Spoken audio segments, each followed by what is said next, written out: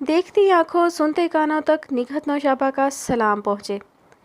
आप में से बहुत सारे लोगों को ख़ास तौर पर पाकिस्तानियों को ज़रूर एक शख्स याद आया होगा। हमारे बचपन में एक शो हुआ करता था, बहुत ही इंटरटेनिंग, जिसका नाम था नीलाम घर, और उसके मेज़बान थे तारिक अज़ीज़ मरहूम साहब। बहुत ही अच्छे इंसान थे। मैंने कल रात शहरी में उनकी एक वीडियो नज़र से गुजरी थी तो मुझे उनकी याद आ गई। सोचा आप सबको भी उनकी याद दिला दूं और हम सब उनके लिए दुआ करते हैं कि अल्लाह पाक उनकी मग़फ़िरत फ़रमाए और उन्हें करवट करवट जन्नत नसीब फ़रमाए। तो बढ़ते हैं अपनी कहानी की जानिब, लेकिन उससे पहले हम बात करेंगे अपने नए चैनल की। बहुत सारे लिसनर्स को शायद ये बात मालूम ना हो, उनको बताते चलूँ, जो नए सुनने वाले हैं और जो पुराने सुनने वाले हैं। हमने एक नया चैनल बनाया है उर्दू नॉवेलरिया के नाम से। चैनल क्यों बनाया है उसकी वजाहत के लिए मैंने एक वीडियो अपलोड की है इम्पोर्टेंट अनाउंसमेंट के नाम से। वीडियो का लिंक और चैनल का लिंक आपको जो है वो डिस्क्रिप्शन में भी मिल जाएगा और फर्स्ट कमेंट में भी मिल जाएगा।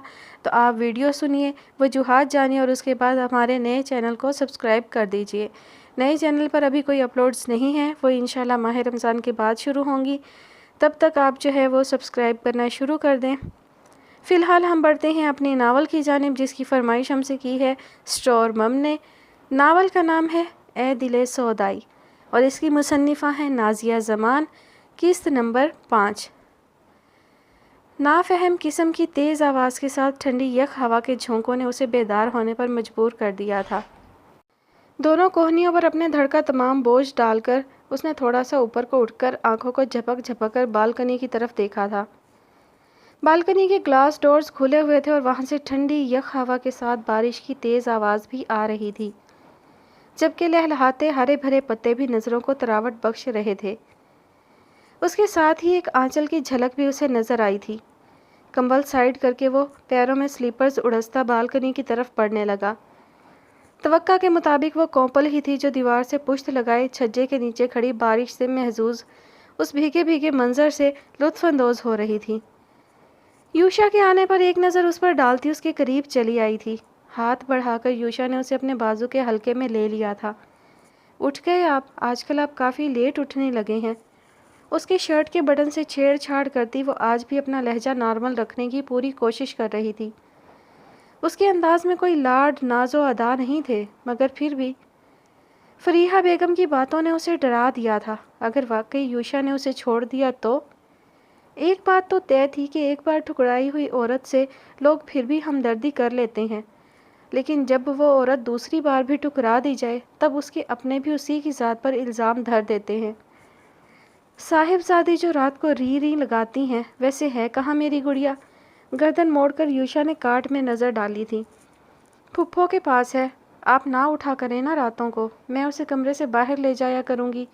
लेकिन आप हैं कि भाई मेरी भी बेटी है वो, तुम पर फ़र्ज़ थोड़ी है कि जब भी वो रात को उठे तुम ही उसे संभालोगी। उसके सर पे अपना गाल टिकाकर वो अपना दूसरा हाथ बढ़ाए, उसमें बारिश का पानी भरने लगा। उसके भीगते हाथ पर नज़रें जमाए कोमपल सोच कर रह गई। कितना मुख्तलिफ था वो उसके बाप से और जिब्रान से भी। किसी किस्म की अना और मर्दानगी का ज़ाम उसकी शख्सियत में मौजूद नहीं था। अपनी शख्सियत की नरम मिजाजी और हसासियत के साथ वो बिल्कुल उसी के जैसा था, उसी के लिए था। अपनी सोचों के गर्दाब से वो उस वक्त हड़बड़ाकर बाहर निकली थी जब यूशा ने हाथ में जमा पानी उसके चेहरे पर उछाल दिया था। उसकी सीने में अटकी सांस जैसे ही बहाल हुई, पहले तो उसने बेयकीनी से यूशा की तरफ देखा था और अगले ही पल अपने हाथ में भी पानी भरकर उसकी तरफ उछाल दिया था। और फिर पानी की यह हंसती खिलखिलाती जंग तब तक जारी रही थी जब तक नसीबा रोती बिलखती आयशा को कमरे में लेकर नहीं आई थी। अरे मेरी वादा वफ़ा करने वाली गुड़िया क्यों रो रही है? नसीबा से आयशा को लेकर यूशा ने चटाचट उसके गाल चूमे थे। वादा वफ़ा करने वाली गुड़िया? कोमपल इस खिताब को दोहराते हुए बेइख्तियार हंसी थी। आप इसे ये दूसरी बार कह रहे हैं, इसका क्या मतलब हुआ? ये यूशा और उसकी आयशा का सीक्रेट है। तुम यहाँ आओ ज़रा। मोबाइल कैमरा खोल के यूशा ने उसे पुकारा तो वो जो अपना भीगा हुआ दुपट्टा झटक रही थी, दुपट्टा अपने शानों पर फैलाती उसके साथ आ लगी। और ये प्यारा सा लम्हा उन बरसती बूंदों के साथ ही कैमरे की आंख ने हमेशा के लिए कैद कर लिया था। फ़ोन टेबल पर रख कर फरीहा बेगम ने उसे देखा था जो आयशा को गोद में उठाए उनके बुलावे पर उनके कमरे में आई थी। نظریں جھکائے ذرا سہمی ہوئی سی، دوپٹے کا ایک کنارہ بھی ہاتھ میں پکڑ رکھا تھا جو اس کی گھبراہٹ کی نشاندہی کر رہا تھا۔ انہوں نے کچھ کوفت سے اسے دیکھا، پھر اسے دوسرے صوفے پر بیٹھنے کا اشارہ کرتی خود بھی سیدھی ہو بیٹھی۔ جیسی تم دبو ہو کومپل، مجھے پریشانی لاحق رہتی ہے کہ عائشہ کی کیسی پرورش کرو گی تم، کہیں اپنے جیسا نہ بنا لو میری پوتی کو۔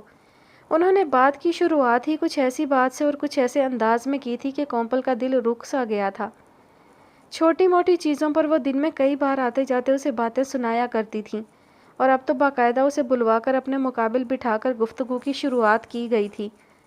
کومپل کا دل رکا اور اگلے ہی لمحے زور زور سے دھڑکنے لگا۔ اپنے آپ میں چینج لاؤ، بننے سنورنے اور بات کرنے کا سلیقہ پیدا کرو۔ ہماری کلاس میں تمہاری جیسی دبو لڑکیاں بطور ملازمہ بھی نہیں رکھی جاتی۔ رونے کی ضرورت نہیں ہے اس بات پر، جو سمجھا رہی ہوں وہ سمجھنے کی کوشش کرو۔ اس کی جھکی پلکوں سے ٹپ ٹپ گرتے آنسو دیکھ کے وہ اچھی خاصی بگڑ گئی تھی۔ کومپل نے تیزی سے اپنی آنکھیں صاف کی تھیں۔ ماشاء اللہ، اب عائشہ بھی 3 مہینے کی ہو چکی ہے، کوئی یہ نہیں ہے کہ تمہارے بغیر اس کا گزارا بالکل ہی ناممکن ہے۔ نصیبہ بھی قابل بھروسہ ہے، لیکن تم چاہو تو اسے چند گھنٹوں کے لیے اپنی ماں کے پاس بھجوا دو۔ میری بہت اچھی سہیلی کی ویڈنگ اینیورسری ہے اور پوری فیملی انوائٹ ہے۔ بات چیت کا سلیقہ سیکھو، تم تو میرے سامنے ہی نظریں اٹھا کر بات نہیں کر پاتی ہو۔ کہاں پھنس گئی ہوں میں؟ بیزار سی ہو کر وہ اپنی پیشانی مسلنے لگیں، پھر کچھ وقفے سے دوبارہ گویا ہوئیں۔ باقی چیزیں وقت کے ساتھ ساتھ میں تمہیں سکھاتی رہوں گی، فی الحال پارٹی کی تیاریاں شروع کرو۔ چلو میرے ساتھ، میں خود تمہاری مدد کرتی ہوں۔ خود سے تیار ہوئیں تو پتہ نہیں کیا بن کر آ جاؤ تم۔ اس کے بالکل سادہ رہنے کی وجہ سے وہ کچھ زیادہ ہی ڈری ہوئی تھیں۔ حلق تر کر کے سر ہلاتی کومپل ان کے اٹھ کھڑے ہونے پر خود بھی اٹھ گئی اور چھوٹے چھوٹے قدم اٹھاتی ان کے پیچھے ہی چل پڑی۔ یہ سب کیا ہے کومپل؟ اتنے اچھے اور قیمتی کپڑے تمہارے پاس آخر کس لیے رکھے ہیں؟ الماری میں سجانے کے لیے؟ ڈریسنگ روم میں کھڑی وہ اس پر چلا رہی تھیں جو عائشہ کو سینے سے لگائے دھندلی نظریں ان خوش رنگ ڈیزائنر کپڑوں پہ جمائے ہوئے تھی۔ اف خدایا، جو چیز میسر ہو اس کی قدر کیا کرو، نہیں تو یوں بے قدری پہ چھینی بھی جا سکتی ہے۔ 15 منٹ ہو گئے تھے اور ان کی زبان کو بریک ہی نہیں لگ کر دے رہے تھے۔ کومپل نے بہت بار جواب میں کچھ کہنا چاہا لیکن بات بڑھنے کے ڈر سے چپ ہی رہی۔ فریحہ بیگم جب بغیر کسی وجہ کے ہی اس سے نالاں رہ سکتی تھیں تو اس کے جواب دینے پر کہیں بالکل ہی بدگمان نہ ہو جائیں۔ 5 منٹ مزید جب وہ اس کی مٹی پلید کرتی رہیں تب وہ سرگوشیانہ انداز میں گویا ہوئی تھی۔ پھپھو، گھر میں ہی تو ہوتی ہوں میں، پھر گھر میں ایسے کپڑے کیوں؟ میں نہیں پہنتی، نیہا نہیں پہنتی تھی۔ اس کی بات کے درمیان ہی وہ بھننا کر اس سے پوچھنے لگیں اور پھر اسے جواب دینے کا موقع دیے بغیر ہی دوبارہ شروع ہو گئیں۔ کومپل بے بسی سے بس انہیں دیکھتی رہ گئی۔ نہ جانے اور کتنی دیر اسے ان کی ڈانٹ پھٹکار برداشت کرنی پڑتی۔ وہ تو اس کے بازوؤں میں موجود عائشہ نے اپنا ننھا سا حلق پھاڑ کے اپنی ماں کی گلو خلاصی کا سامان کر دیا تھا۔ ہاتھ سے اسے جانے کا اشارہ دیتی فریحہ بیگم اب پارٹی میں پہننے کے لیے اس کے لیے لباس انتخاب کرنے لگیں، جبکہ وہ عائشہ کی پیشانی چومتے ہوئے ڈریسنگ روم سے تقریباً بھاگتی ہوئی نکلی تھی۔ یوشا ڈرائیونگ سیٹ کے پہلو والی سیٹ پہ بیٹھا ان دونوں کا منتظر تھا اور بار بار اپنی کلائی پر بندھی گھڑی پہ نظریں دوڑا رہا تھا۔ جب یہ انتظار طوالت اختیار کر گیا تب انہیں کال کرنے کے ارادے سے اس نے ڈیش بورڈ پہ پڑا فون اٹھایا ہی تھا کہ نظریں گاڑی کی طرف آتی فریحہ بیگم پہ جا رکیں، اور وہ مطمئن ہوتا وہ موبائل واپس رکھ کے جب دوبارہ ان کی طرف متوجہ ہوا تب اس کی نظریں گویا ساکت رہ گئی تھیں۔ فریحہ بیگم سے چند قدم پیچھے ہی کومپل تھی جس کے سڈول بازو بغیر آستین کے بلاؤز میں جگمگا رہے تھے۔ کھلے دراز بال جنہیں یوشا نے خلوت کے لمحات کے علاوہ کبھی کھلا ہوا نہیں پایا تھا، ہلکے سے کرل ہوئے اس کی پشت پہ بکھرے ہوئے تھے، اور دائیں شانے سے ہوتے کچھ بال آگے کی طرف بھی گرے ہوئے تھے۔ بالوں کے درمیان جگمگاتے چہرے پہ سرخ رنگ میں رنگے گلاب کی پنکھڑیوں جیسے ہونٹ، سموکی آئی میک اپ اور نازک سے ڈائمنڈ سیٹ کی جگمگاہٹ اس کے سیاہ ساڑی میں چمکتے وجود کو 4 چاند لگا رہی تھی۔ جیسے جیسے کومپل اس کے قریب آ رہی تھی یوشا پہ اس کی تیاری ایک ایک کر کے کھلتی جا رہی تھی، اور جب وہ فریحہ بیگم کے ساتھ پچھلی سیٹ پر بیٹھنے لگی تب گردن موڑ کر بغور دیکھنے پر یوشا کو اس کے چہرے پہ چھایا اضطراب بھی نظر آ گیا تھا۔ اس سے پہلے کہ وہ کومپل سے اس کی وجہ پوچھتا، فریحہ بیگم نے جلدی کا شور مچانا شروع کر دیا۔ ایک نظر فریحہ بیگم پر ڈالتا وہ دوبارہ اسی کی طرف متوجہ ہو گیا۔ تب اس کی آنکھوں میں مچلتی بے چینی بھانپ کر کومل آنکھوں ہی آنکھوں میں اسے مطمئن رہنے کا اشارہ دیتی کھل کر مسکرا دی۔ تیاری کے تمام عرصے کے دوران وہ فریحہ بیگم سے کافی لتاڑ سنتی رہی تھی اور اب مزید کوئی بدمزگی نہیں چاہتی تھی۔ اس بلاؤز پر اس نے بھی انکار کرنے کی کافی کوشش کی تھی اور جواباً ان سے پینڈو کا خطاب وصولتی چپ سی ہو گئی تھی۔ دیار نور میں تیرا شبوں کا ساتھی ہو، کوئی تو ہو جو میری وحشتوں کا ساتھی ہو۔ میں اس سے جھوٹ بھی بولوں تو مجھ سے سچ بولے، میرے مزاج کے سب موسموں کا ساتھی ہو۔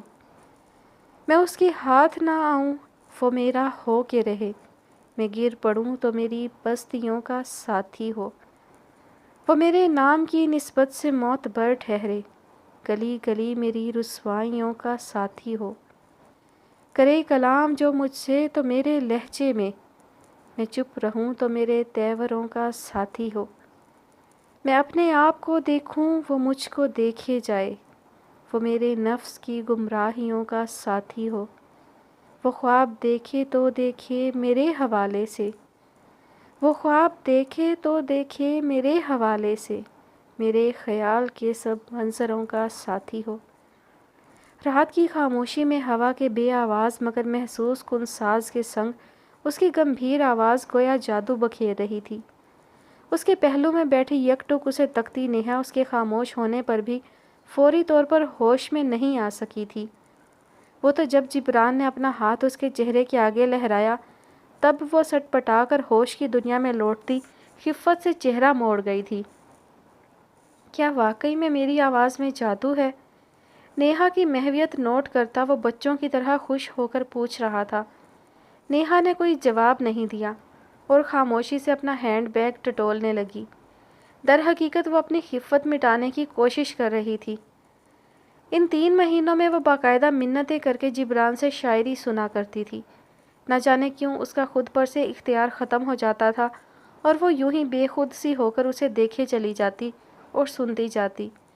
اس کی گائی پہلی غزل ہی وہ بہت مشکل سے اپنے ذہن سے جھٹک سکی تھی کہ قدرت نے 2-3 اتفاقیہ ملاقاتوں کے دوران اسے ایک بار پھر اس کی پرسوز آواز میں بابا بلے شاہ کا کلام سننے کا موقع فراہم کر دیا تھا۔ پھر اس کے بعد ہونے والی ملاقاتیں اتفاقیہ ہرگز نہیں تھیں۔ وہ خود اسے بلاتی اور وہ لاکھ نخروں کے بعد بھی انکار کر دیتا، لیکن کبھی کبھار آنے کی زحمت بھی کر لیا کرتا تھا، جیسے آج۔ بتائیں نا نیہا جی، بہت اچھی آواز ہے میری، آپ ہر بار ایسے ہی سنتی ہیں جیسے پہلی بار؟ اب کی بار وہ قدرے سنجیدگی سے پوچھ رہا تھا۔ نیہا کو اس کی طرف دیکھنا ہی پڑا۔ ہاں بہت اچھی ہے، اگر عاطف اسلم سن لے تو داد نہ سہی بھیک ضرور دے گا، منہ بنا کر کہتی وہ اسے بھی منہ بنانے پر مجبور کر گئی تھی۔ آئندہ نہیں آؤں گا میں، ٹائم ضائع کرواتی ہیں میرا۔ منہ بسور کر جبران اور بھی کچھ کہنا چاہتا تھا لیکن نیہا کے تو اتنا ہی سن کر آگ لگ گئی تھی۔ ٹائم ضائع کرواتی ہوں؟ کیوں، ایسا کیا کرتے ہو تم؟ کون سی مصروفیات ہو سکتی ہیں تمہارے جیسے شرابی کی؟ میری 10 کالز تو تم نے نشے میں ٹن ہو کر ریسیو کی تھی، مزید کیا مصروفیات ہوں گی تمہاری ان سب خرافات کے سوا؟ کشمیر آزاد کروانے کی پلاننگ میں مصروف رہتے ہو یا چاند پہ جانے کے لیے راکٹ تیار کر رہے ہو؟ ٹائم ضائع کرواتی ہیں بیویوں کی طرح لڑتی ہیں آپ تو۔ وہ تو اپنی جھونک میں کہہ کر گاڑی کے بونٹ سے چھلانگ لگا کر اتر گیا، جبکہ نیہا کو اپنے چہرے پہ جسم کا سارا خون جمع ہوتا محسوس ہوا تھا۔ میں جو آپ کی ہر کال نہ سہی ہر 10ویں کال پر دوڑا چلا آتا ہوں تو آج تھوڑی مہربانی آپ بھی کر ہی ڈالیں۔ اچانک گاڑی کی کھڑکی میں جھکتا وہ نیہا کو گڑبڑانے پر مجبور کر گیا تھا۔ کیسی مہربانی؟ نیہا کے حیرانگی سے پوچھنے پر جبران نے نچلا لب دانتوں تلے دبا کر دل کے مقام پر بنی اپنی جیب تھپ تھپاتے ہوئے اس کا خون کھولا دیا تھا۔ اپنے پرس سے 5000 نکال کر وہ اسے تھمانے لگی تھی، جنہیں پکڑتے ہوئے جبران آنکھیں گھماتا گویا ہوا تھا۔ اتنی امیر کبیر ہیں اور بس 5000؟ میں امیر کبیر ضرور ہوں لیکن تمہاری شکل 5000 سے ایک پھوٹی کوڑی اضافی کی مستحق نہیں لگتی، مزے سے کہہ کر جبران کو دنگ چھوڑتی وہ اپنی گاڑی وہاں سے بھگاتی لے گئی تھی، جبکہ جبران ابرو سکیڑے کچھ دیر دور جاتی گاڑی کی سرخ بتیوں کو تکتا رہا، پھر سر جھٹک کر ہنستا اپنی راہ چل پڑا۔ گھبرائی سی گاڑی سے باہر نکلتے ہوئے وہ فریحہ بیگم کی پکار پر چونک کر ان کی طرف پلٹ بھی نہ پائی تھی کہ وہ خود ہی اس کے قریب آتی اسے بازو سے پکڑ کر اپنی جانب گھما چکی تھیں۔ 60 سال کی دادیاں نانیاں بھی اس طرح پلو نہیں لپیٹتی ہوں گی جس طرح تم نے لپیٹ رکھا ہے۔ اعتراض تھا تو پہلے ہی بتا دیتی۔ بچی ہو جو جیسے پہننے کو کہہ دیا چپ کر کے پہن لیا۔ تمہیں خود سینس نہیں ہے ایسے کپڑوں کا جو دیدہ زیب بھی ہوں اور تمہارے جیسی پینڈو لڑکی پہن کر آکورڈ بھی محسوس نہ کرے۔ وہ اس کے انکار کو بھلائے اس کی مٹی پلید کرتی رہیں۔ اس وقت بہت عجیب لگ رہی تھی کومپل کو، یوں جیسے کسی احساس کمتری کی ماری ہوئی ہوں، کسی انکہے سے خوف میں مبتلا ہوں۔ اس کی ساڑی کا پلو اس کے بازو سے گرا کر وہ اس کے سراپے پر ایک ناقدانہ نگاہ ڈالتی، اسے ساتھ آنے کا اشارہ دیتی آگے بڑھ گئی، جبکہ کومپل کو کچھ پل لگے تھے خود کو سنبھالنے اور آنکھوں میں اتر آئی نمی کو صاف کرنے میں۔ ایک گہری سانس بھر کر اس نے پلٹ کر یوشا کو دیکھا تھا۔ ہنوز گاڑی میں بیٹھا فون کان سے لگائے ہوئے تھا۔ یہ کال کچھ دیر پہلے ہی آئی تھی اور یوشا کی باتوں سے کافی ضروری بھی لگتی تھی۔ کال ریسیو کرنے کے بعد ہی یوشا پارٹی میں شرکت سے معذرت کر چکا تھا اور اب اس کا انتظار فضول تھا۔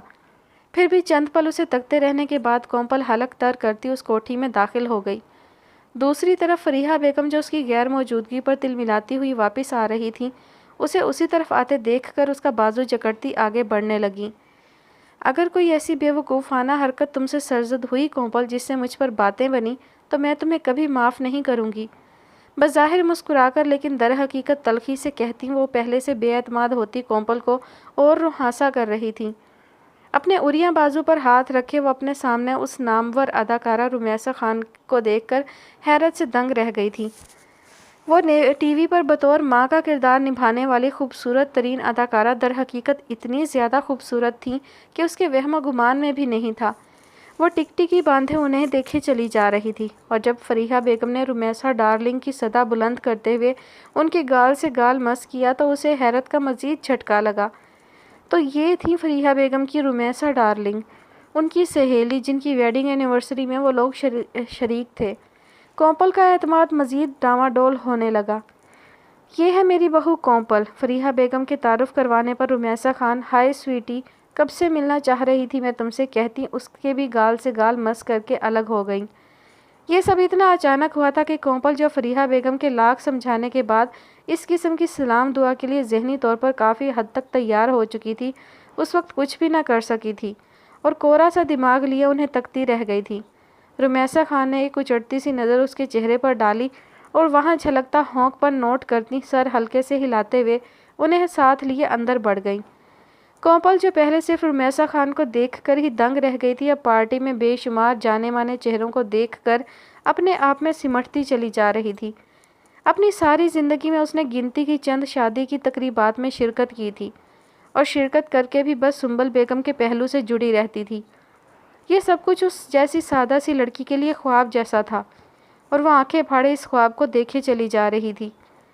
گنتی کے چند اور لوگوں سے ملوا کر فریحہ بیگم نے اسے سافٹ ڈرنک سے بھرا گلاس پکڑا کر ایک صوفے پر ڈھیروں ہدایات کے ساتھ یوں بٹھایا تھا جیسے وہ کوئی چھوٹی سی نادان بچی ہو۔ در حقیقت کومپل اس وقت بچی ہی لگ رہی تھی ان تمام لوگوں میں جسے کسی چیز کی کوئی سمجھ بوجھ نہیں تھی۔ صوفے پر بیٹھ کر اس نے شکر کا کلمہ ادا کیا اور سافٹ ڈرنک کے 2 گھونٹ بھر کر کچھ دیر یہاں وہاں دیکھنے کے بعد موبائل میں مصروف ہو گئی۔ وہ کینڈی کرش کھیلنے میں بری طرح غرق تھی کہ سماعتوں سے ٹکراتی مدھم مردانہ ہنسی کی آواز پر چونک کر اپنے دائیں جانب دیکھنے لگی، جہاں صوفے کی ہتھی پہ بیٹھا وہ خوبرو لڑکا کبھی اس کی موبائل کی طرف تو کبھی اس کے چہرے کی طرف دیکھ رہا تھا۔ اس کی مذاق اڑاتی نظروں پہ کومپل کے نقوش تن گئے تھے جبکہ آنکھیں بھرا گئی تھیں۔ ارے آپ تو رونے کو ہو گئی ہیں، وہ انگلش زبان میں روانی سے بولا تھا۔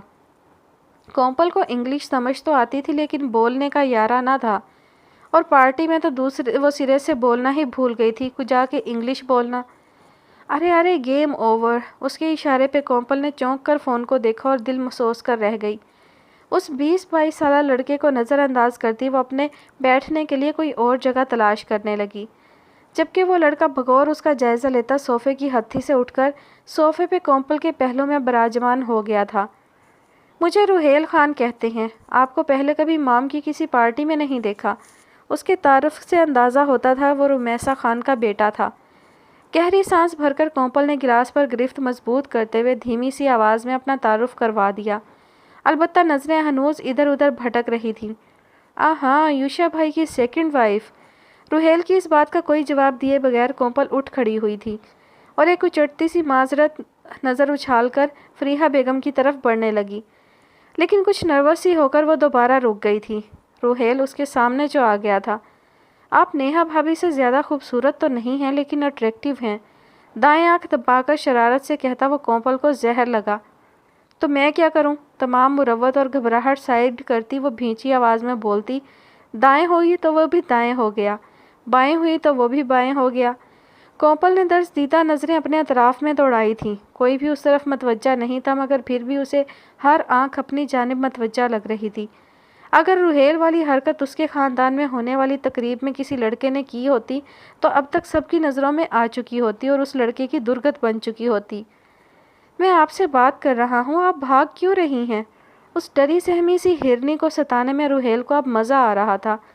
قریب ہی وہ اپنے دوستوں کے ساتھ گیم کھیل رہا تھا جس میں اسے بونگی سی نظر آتی کومپل کا نمبر حاصل کرنے کا ڈیئر دیا گیا تھا، اور وہ جو مشکل سے مشکل ڈیئر بھی پورا کر چکا تھا، یہ آسان سا ڈیئر کیسے ہار سکتا تھا؟ مجھے میری پھپھو کے پاس جانا ہے۔ اس نے تاثرات سوبر رکھنے کی بھرپور کوشش کی تھی، لیکن آنکھوں میں چمکتی نمی اور بھرائی آواز اس کی گھبراہٹ کا پول کھول رہی تھی۔ روہیل کو ایسا لگا جیسے کوئی بچی میلے میں کھو گئی ہو اور اب اپنے ماں کے پاس جانے کے لیے رو رہی ہو۔ اس نے گردن موڑ کر فریحہ بیگم کی طرف دیکھا جو کسی خاتون کے ساتھ باتوں میں مگن تھیں، پھر دوبارہ کومپل کی طرف دیکھا اور کومپل جو اسے کہیں اور متوجہ پا کر اس کے سائڈ سے گزرتی آگے بڑھ رہی تھی، اس کے اچانک کلائی تھام لینے پر جھٹکے سے کلائی چھڑواتی اس سے کچھ دور ہو گئی اور ایک طرف سے آتے ویٹر سے ٹکرا کر ہیل والی سینڈل میں ساڑی کا پلو آ جانے پر ڈگمگا کے زمین بوس ہو گئی تھی۔ کچھ لوگوں نے یہ منظر دیکھا اور مسکراہٹ ضبط کرتے دوبارہ باتوں میں مگن ہو گئے، جبکہ کچھ لوگوں نے ایک اچٹتی نظر اس پر ڈالنے کے علاوہ کچھ نہیں کیا تھا۔ مگر روہیل اور اسی کے ہم عمر اس کے کچھ دوست، جن میں لڑکے اور لڑکیاں دونوں شامل تھے، منہ پھاڑ کر ہنسنے لگے تھے۔ کچھ فاصلے پر کھڑی فریحہ بیگم نے یوں نظریں چرائی تھیں جیسے کہہ رہی ہوں، میں اس کے ساتھ نہیں ہوں۔ او ہنی، تم ٹھیک تو ہو؟ رمیسا خان اپنا سرخ گاؤن سنبھالتی اس کے قریب چلی آئیں اور اسے سہارا دے کر اٹھانے لگی۔ وہ شرمندگی کی وجہ سے زمین میں گڑی جا رہی تھی۔ ان کے سہارا دینے پر اٹھ کھڑی ہوئی اور مدھم سا شکریہ ادا کرتی تیز تیز قدم اٹھاتے ہوئے ہال سے باہر نکل گئی۔ باہر آنے کے بعد اس نے چند بوجھل سانسیں خارج کی اور پارکنگ میں اپنی گاڑی کی تلاش میں نظریں دوڑانے لگی۔ جب اسے یاد آیا کہ گاڑی تو یوشا اپنے ساتھ لے گیا تھا، وسیم کو یہاں آنا تھا دوسری گاڑی لے کر جو شاید اب تک نہیں پہنچا تھا۔ گردن موڑ کر سر اٹھائے وہ اس جگمگاتی کوٹھی کو شکوہ آمیز نظروں سے گھور رہی تھی، جب گلا کھنکارنے کی آواز پر چونک کر روہیل کی جانب متوجہ ہوئی تھی، جو نہ جانے کب اس کے پیچھے یہاں پہنچ گیا تھا اور اب ہاتھ میں اس کا موبائل پکڑے اس کی طرف بڑھا رہا تھا۔ شرمندگی کی وجہ سے کومپل نے اپنی بھیگی پلکیں دوبارہ جھکا لیں اور موبائل اس سے لے کر رخ موڑ گئی۔ کچھ پل اس کی لہریے دار بالوں سے ڈھکی پشت کو تکنے کے بعد روہیل مدھم آواز میں گویا ہوا تھا، آئی ایم سوری مس کومپل۔ کومپل نے اس کی معذرت پہ اپنی بھیگی پلکیں اٹھائی تھی مگر رخ اس کی طرف نہیں موڑا تھا۔ جب گیٹ سے اندر داخل ہوتی گاڑی دیکھ کر وہ چونک سی گئی تھی۔ وہ ان کی وہی گاڑی تھی جس میں وہ لوگ یہاں آئے تھے اور گاڑی میں یوشا بھی موجود تھا۔ بغیر روہیل پہ ایک بھی نظر ڈالے وہ ہیل کی وجہ دوڑنے کی خواہش دل میں دباتی تیز تیز قدم اٹھاتی اس کی طرف بڑھنے لگی، جو گاڑی سے نکلتا ہوا اسے اپنی طرف آتے دیکھ کر پہلے مسکرایا تھا مگر اس کے چہرے کے تاثرات واضح ہونے پر ٹھٹک کر اپنی جگہ رک گیا تھا۔ اس کے قریب پہنچ کر کومپل نے اپنا سر اس کے سینے سے ٹکا دیا اور نازک بازوؤں کا مضبوط سا گھیرا اس کے گرد بنا لیا۔ یہ سب کچھ بہت عجیب ہے یوشا، مجھے بالکل اچھا نہیں لگا، گھر چلیں۔ اس کی بھیگی سی گزارش پر نرمی سے اس کی پشت تھپ تھپاتے ہوئے یوشا نے نظریں اٹھا کر روہیل کو دیکھا تو کچھ دیر کھڑا روہیل اسے اپنی جانب متوجہ دیکھ کر ہاتھ ہلانے لگا۔ یوشا مسکراتا ہوا اور گاڑی کا بیک ڈور کھول کر کومپل کو اندر بٹھانے کے بعد اسے کچھ دیر انتظار کرنے کا کہتا روہیل کی طرف بڑھ گیا۔ روہیل سے مصافحہ کر کے کوٹھی کی طرف چل دیا۔ کھڑکی سے ان دونوں کی طرف دیکھتی وہ بے دردی سے لب کچلتے ہوئے انگلیاں چٹکانے لگی۔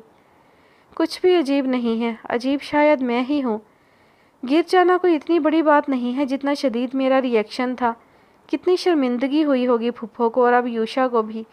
اپنا تجزیہ کرتی وہ یوشا کے ساتھ فریحہ بیگم اور رمیسا خان کو آتے دیکھ کر سوتی بن گئی اور پھر سفر کے دوران فریحہ بیگم کی بڑبڑاہٹیں ضبط سے سنتی وہ کب سچ مچ سو گئی اسے معلوم نہ ہو سکا۔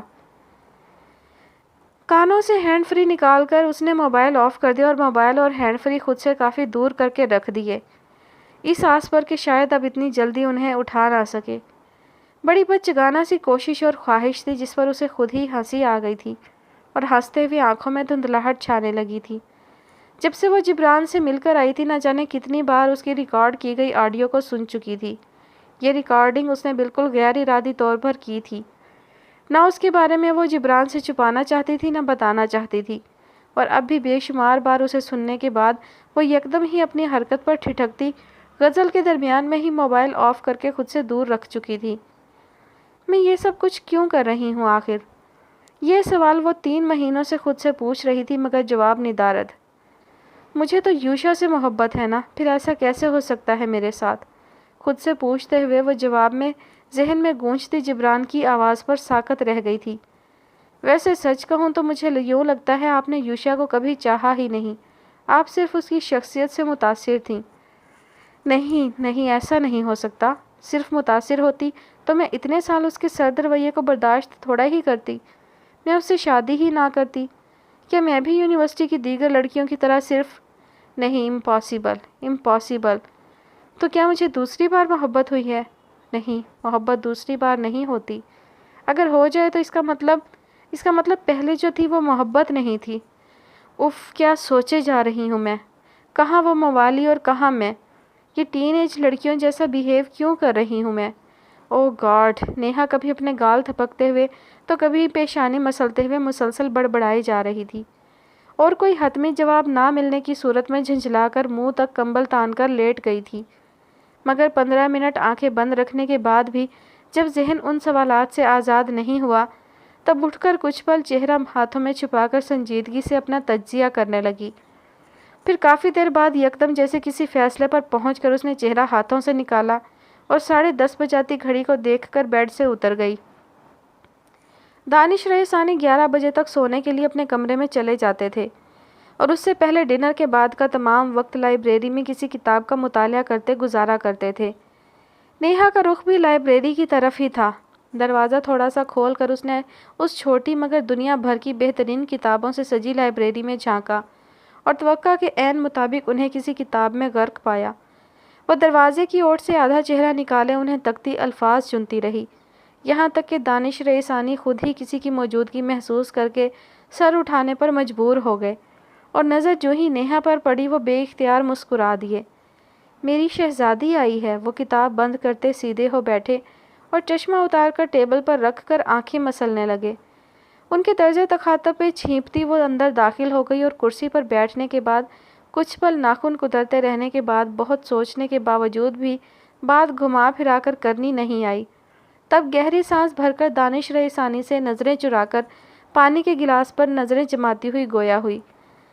میں شادی کرنا چاہتی ہوں پاپا، جبران سے۔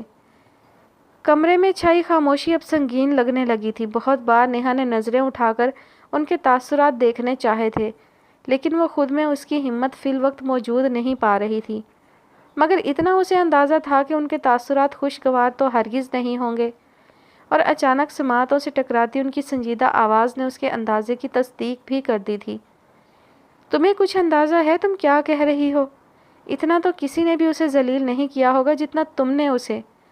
جبران کو سب سے برے القابات سے تم ہی نے نوازا ہوگا اب تک۔ میں نے کبھی تمہیں اس کی تعریف میں کچھ کہتے نہیں سنا، اور اب تم کہہ رہی ہو تم اسی موالی پاگل شرابی سے شادی کرنا چاہتی ہو۔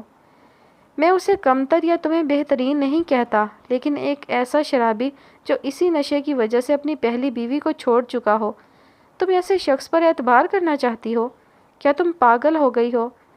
دانش رئیس ثانی کے لہجے میں سوائے حیرت کے کچھ بھی نہ تھا۔ جب انہیں نیہا کی بات پہ یقین ہی نہیں آ رہا تھا تو وہ غصہ کیسے کر سکتے تھے؟ حلق تر کر کے نیہا نے اپنے خشک ہونٹوں پر زبان پھیری، پھر دوبارہ ناخن کترنے کا عمل شروع کر دیا۔ پھر وہ مزید انگلیوں کے ناخن کترنے کے بعد وہ ان کی جانب دیکھنے کی ہمت کر سکی تھی۔ پاپا، میں نے اچھی طرح سوچ سمجھ کر یہ فیصلہ لیا ہے، یہ جذباتی فیصلہ بالکل نہیں ہے۔ میں بہت وقت سے اپنی فیلنگز کو سمجھنے کی کوشش کر رہی ہوں، اور آج ابھی میں نے کھلے دل سے اپنی فیلنگز کو قبول کر لیا ہے۔ وہ مجھ سے الگ لیکن میرے جیسا ہی ہے پاپا۔ مجھے لگتا ہے اس کے سوا میں کسی اور کے ساتھ خوش نہیں رہ سکوں گی۔ وہ میرے لیے پرفیکٹ ہے پاپا۔ آپ ٹھیک ہے بیٹا، بہت مزہ آیا، بہت انجوائے کیا میں نے تمہارے مذاق کو۔ 11 بج گئے ہیں، اب سونا چاہیے۔ Good night. لب بھینچ کر مصنوعی سا مسکراتے ہوئے وہ کرسی سے اٹھ کھڑے ہوئے تھے۔ نیہا نے تیزی سے آگے بڑھ کر انہیں واپس ان کی کرسی پہ بٹھا دیا اور خود اپنی کرسی ان کی کرسی کے قریب کھینچ کر بیٹھ گئی۔ مجھے پتا ہے یہ سن کر آپ کو بہت عجیب لگ رہا ہے، مجھے کہتے ہوئے بھی عجیب لگ رہا ہے، مگر پاپا یہی تو سوچنے والی بات ہے نا۔ اس کی پرسنالٹی میں ایسا کچھ قابل تعریف نہیں ہے، مگر پھر بھی میں اپنی زندگی اس کے ساتھ بتانا چاہتی ہوں، تو کچھ تو ہوگا نا اس میں۔ آپ میری فیلنگز سمجھیں۔ اس کی آنکھوں میں جمع پانی وہ گالوں پہ گرنے سے روک رہی تھی، سو پانی کا وہ نمکین گولا اس کے حلق میں اٹکتا اس کے بولنے میں رکاوٹ پیدا کر رہا تھا۔ اور تم میری فیلنگز سمجھو بیٹا۔ کوئی بھی باپ جان بوجھ کر اپنی اولاد کی زندگی کیسے برباد کر سکتا ہے؟ ہاں، میں اپنی اکلوتی بیٹی کی شادی ایک شرابی سے کر دوں؟ کوئی سنے گا تو سمجھے گا میری بیٹی میرے لیے بوجھ تھی جو اتار کر پھینک دیا ہے۔ تم ایسا سوچ بھی کیسے سکتی ہو نیہا؟ ناممکن ہے یہ۔ ٹھیک ہے، تم اگر شادی نہیں کرنا چاہتی تو نہ صحیح۔ سمیہ تم سے خفا رہے گی، خدا نہ خواستہ گھر سے دھکے مار کر تو نہیں نکال دے گی نا؟ اب اتنی بھی اندھیر نہیں مچی۔ اول تو مجھے یقین ہے کچھ وقت بعد تم اپنی اس بات کو سوچ کر خوب ہنسو گی۔ یہ اٹریکشن ہو سکتی ہے، لیکن یوشا سے بھی اٹریکشن، جبران سے بھی اٹریکشن نہیں پاپا۔ 2 بار میں صرف اٹریکشن کے ذریعے سے ساری زندگی کے فیصلے نہیں کر سکتی۔ یوشا میں بظاہر وہ سب کچھ ہے جو دلوں کو اس کی جانب راغب کر دے۔ یہی میرے ساتھ بھی ہوا تھا، مگر اندر سے یوشا بالکل کھوکھلا ہے۔ لیکن جبران میں بظاہر لاکھ خرابیاں سہی، مگر اس کا دل، اس کے خیالات بہت شاندار ہیں۔ اسے قریب سے جاننے والے جانتے ہیں وہ کیا ہے۔ اسے جاننے والے اس سے خفا ہو سکتے ہیں مگر نفرت نہیں کر سکتے۔ تم کہہ رہی ہو تو وہ یقیناً بہترین انسان ہوگا، لیکن اس کا اچھا دل اور خیالات کس کام کے جب نشے میں وہ ان کا استعمال ہی نہ کر سکے؟ تم نے خود ایک بار کہا تھا وہ 24 میں سے 12 گھنٹے نشے میں ٹن رہتا ہے، اور تم چاہتی ہو کہ میں تمہاری بحث کی کوئی گنجائش نہیں رہ جاتی میرا بیٹا۔ اس کی یہ ایک خامی تمام خوبیوں پر حاوی ہے۔ آئندہ تم اس بارے میں کچھ نہیں بولو گی، نہ میں سننا پسند کروں گا۔ Good night. اپنے سخت لہجے کی تلافی کرتے ہوئے وہ اس کا سر چوم کر لائبریری سے نکلتے ہوئے رک کر پلٹے اور ترہم بھری نظروں سے اسے دیکھا تھا جو خالی خالی سی بیٹھی گمسم نظروں سے غیر مرئی نقطے کو تک رہی تھی۔ نیہا، ان کی مدھم پکار پر وہ گالوں پہ موجود نمی ہاتھ کی پشت سے صاف کر کے گردن موڑ کر ان کی طرف دیکھنے لگی۔ میں تم سے اس دنیا میں سب سے زیادہ محبت کرتا ہوں بچہ۔ تمہیں یقین ہے نا میں تمہارے لیے کوئی غلط فیصلہ نہیں کروں گا؟ ان کے پوچھنے پر وہ کچھ پل کچھ بھی کہے بغیر یک ٹک انہیں تکتی رہی، پھر قدرے توقف سے سر اس بات میں ہلا کر پھیکا سا مسکرا دی۔ جاؤ آپ اپنے کمرے میں اور اچھی سی نیند لو، صبح ناشتے پر ملتے ہیں۔ اس کے قریب آ کر اسے شانوں سے تھام کر اٹھاتے ہوئے وہ اسے لائبریری سے باہر لے آئے تھے۔ تھکی ہاری سی وہ سینے پر بازو لپیٹ کر اپنے کمرے کی طرف بڑھ گئی تھی، جبکہ دانش رئیسانی وہیں کھڑے اسے تب تک دیکھتے رہے تھے جب تک وہ اپنے کمرے میں نہیں چلی گئی تھی۔